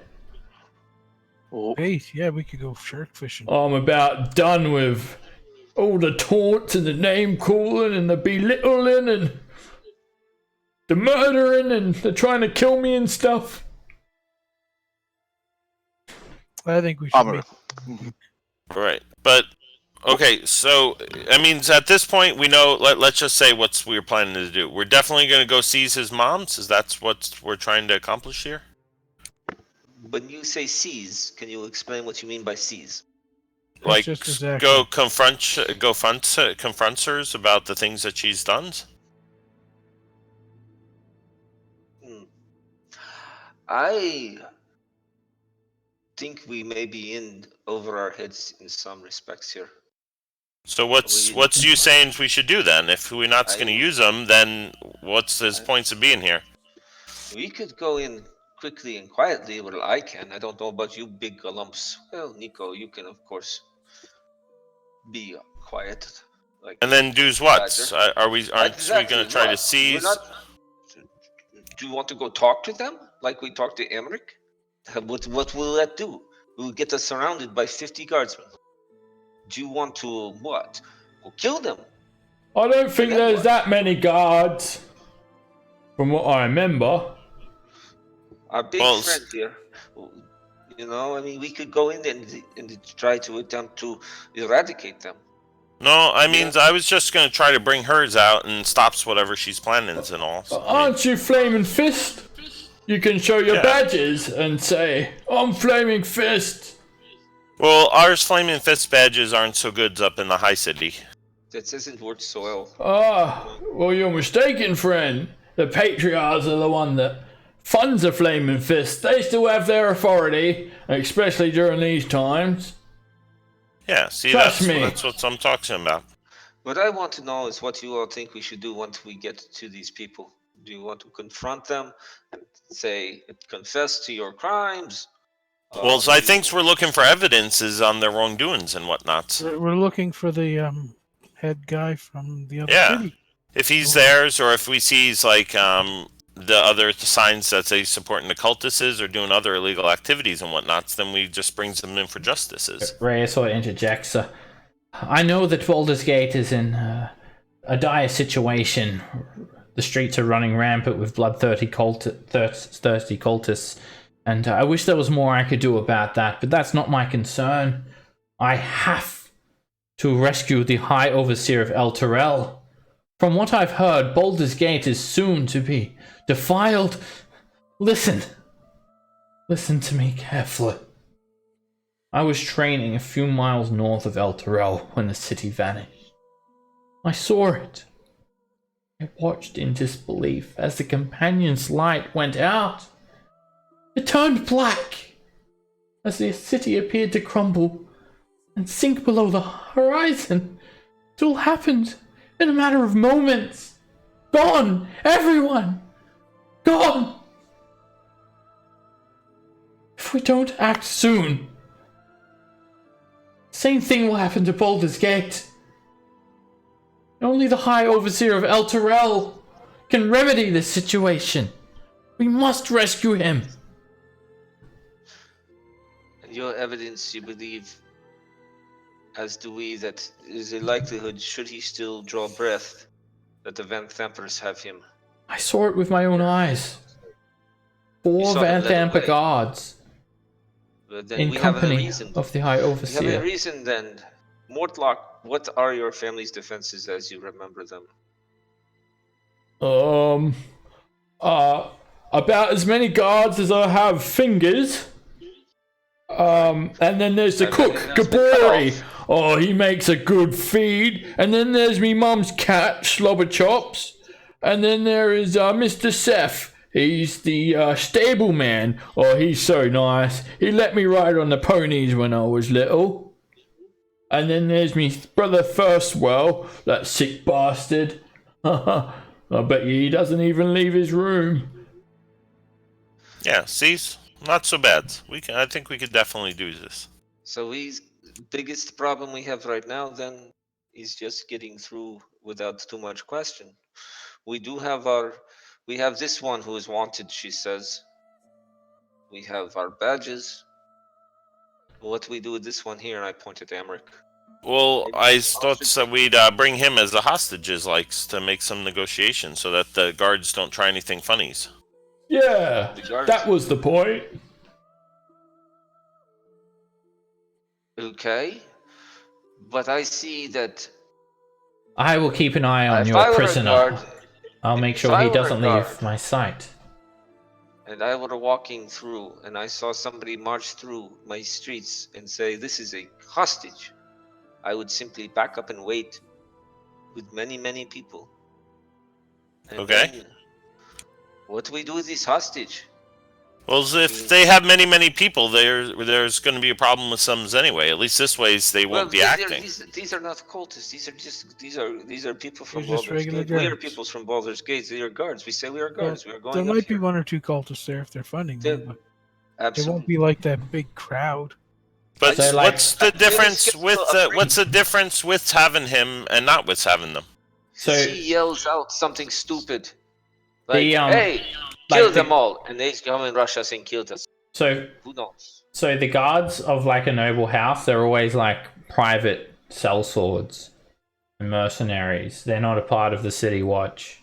They're not a part of the Flaming Fist or anything. And you have guys are no Flaming Fists, so you have a license to act in the city. Alright, You have the let's go Flaming back. Fist badge, so you're the authority in the city. You are Flaming Fist.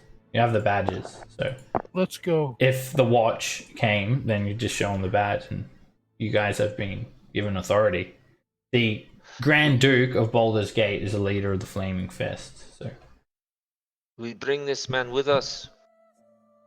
So how come last time when we went, we couldn't get up there without like passes and stuff? There? because at night time, it's the watch's jurisdiction. Okay. So if we go on the day, we're okay. We Yeah. can just walk up to the gates. Yeah. All right. Well, let's go rest for the night, and tomorrow we'll go up there. With or without the prisoner. We're just gonna hang out all the way till tomorrow's. Well, I mean, isn't it like late in the day or afternoon? I thought it was like noon. Oh, I don't know. What time is it? I don't know. I can wait. I'll keep a close eye on this one. I've already We go waited a with few them. days. I can wait another day if you need to get your second wind. Or your Alright. wild shapes. Or your action I surges. suggest that you stay here and watch over this prisoner. No, she's coming with us. I'm a wanted fugitive. I've got nowhere else to go, but I'll watch him closely while you rest. I'm in good shape. I don't see any I've not been reasons why we sleeping want to. very well these coming days. I don't see any reason why we wouldn't want to bring him with us. I mean, it's the only bargaining chips we got. Well, And I how don't do think we we need bring a it- bargaining chip. We just go up there and Well, you've We got go a up there prisoner. as we go up there as the Flaming Fist with a prisoner, not Yeah. a hostage, a prisoner, and we demand to talk to the Van Vampires, saying that we have this noble Emmerich, and we have some questions about this. And then maybe I leap off and sneak around and see if I find this important person. How's that different than having hostages? It's very, very different, I think, because when you say have a hostage, you're saying I'm weak, but I've got this. Don't challenge me, or else things will get aggressive. Versus we have official business because we're official people, and we have people behind us, etc., etc. Don't mess with us, but don't mess with us because we are terrorist killers. yeah, Mr. Petrov. Okay, I wasn't planning to say, hey, we have a hostage and stuff like that. The plan was to do exactly what you're saying. That was Mortlock's idea. But Mortlock's not coming with you guys either. He's like, he just wants to skip town. And actually says to you, alright, well, if you're taking Emmerich then, you said you'll get me out of Baldur's Gate, right? Yes. Yeah. We Well, try our best. How soon can you do that? I don't Not know. quite sure, but as soon as we get the opportunity, as soon as you can find a ship. you Right. go. Well, I'll lay low here then. Yep. And don't let Emmerich out of your sight. Trust me, he's a slippery bastard. Over in this other rooms here, there's this big chest. I say we put him in the chest. Alright, you guys put him in the chest. You I can't do this to me! I give him a nice pillow and a blanket and everything else. No, I don't want to get a good night's stress. I want him at 1 hit point the whole way through. Yeah, if you don't give him a pillow and stuff him in there, he won't be out of the long rest, so he'll just be like badly hurt and exhausted a bit. Alright, so you guys throw Emmerich in the chest, and everyone can take a long rest. You guys all just sort of kick back a couple of drinks, not in celebration, but just, a few silent drinks, and you just continue discussing this plan and whatnot. And Mortlock, he just like gets his own private room and sort of goes into hiding. And later that night, Aerith and Belden actually come back to report to you guys as well. But that's where we'll wrap it up here for tonight. So before I take the rest, I'll make some good berries. Sure. Get 10 good berries. Everyone can take one, including our Including the drows. not them, including our lady friend. Yes, So not Emmerich. I'll cross off 3 of them. Or Alright, 4 of them. so Mortlock departs from the party, and Rhaegar joins. Okay. So, we'll wrap it up here with you guys. So just resting at the Old Song Tavern, and then next session, you guys will head to the Upper City to deploy this plan of the Van Thamper Villa and meet up with your other Did we wake up allies feeling as well. stronger? Nope, not yet. Alright, worth the try. Maybe 1 or 2 more probably 2 more sessions, roughly till level 4. Awesome. Are we Very good. We're playing next week as well. Yeah, if we have enough players, then yeah. Okay. All right. Sweet. Everybody have happy holidays. Yeah, Yeah, happy but- holidays, everyone. Don't Yep. don't drink Happy too roasting much. in hell, Seb. I'm gonna go. open Where's my elf presents. potion? I know. People ask me like, "Oh, do I get to roll on the?" Maybe I'll do something, but it's too late now. All right. Oh, the elf Elf potions. potions for all. Yes. All right. Have a good one, guys. Good night, Bye. everyone. Happy holidays. Bye bye. Right. Right.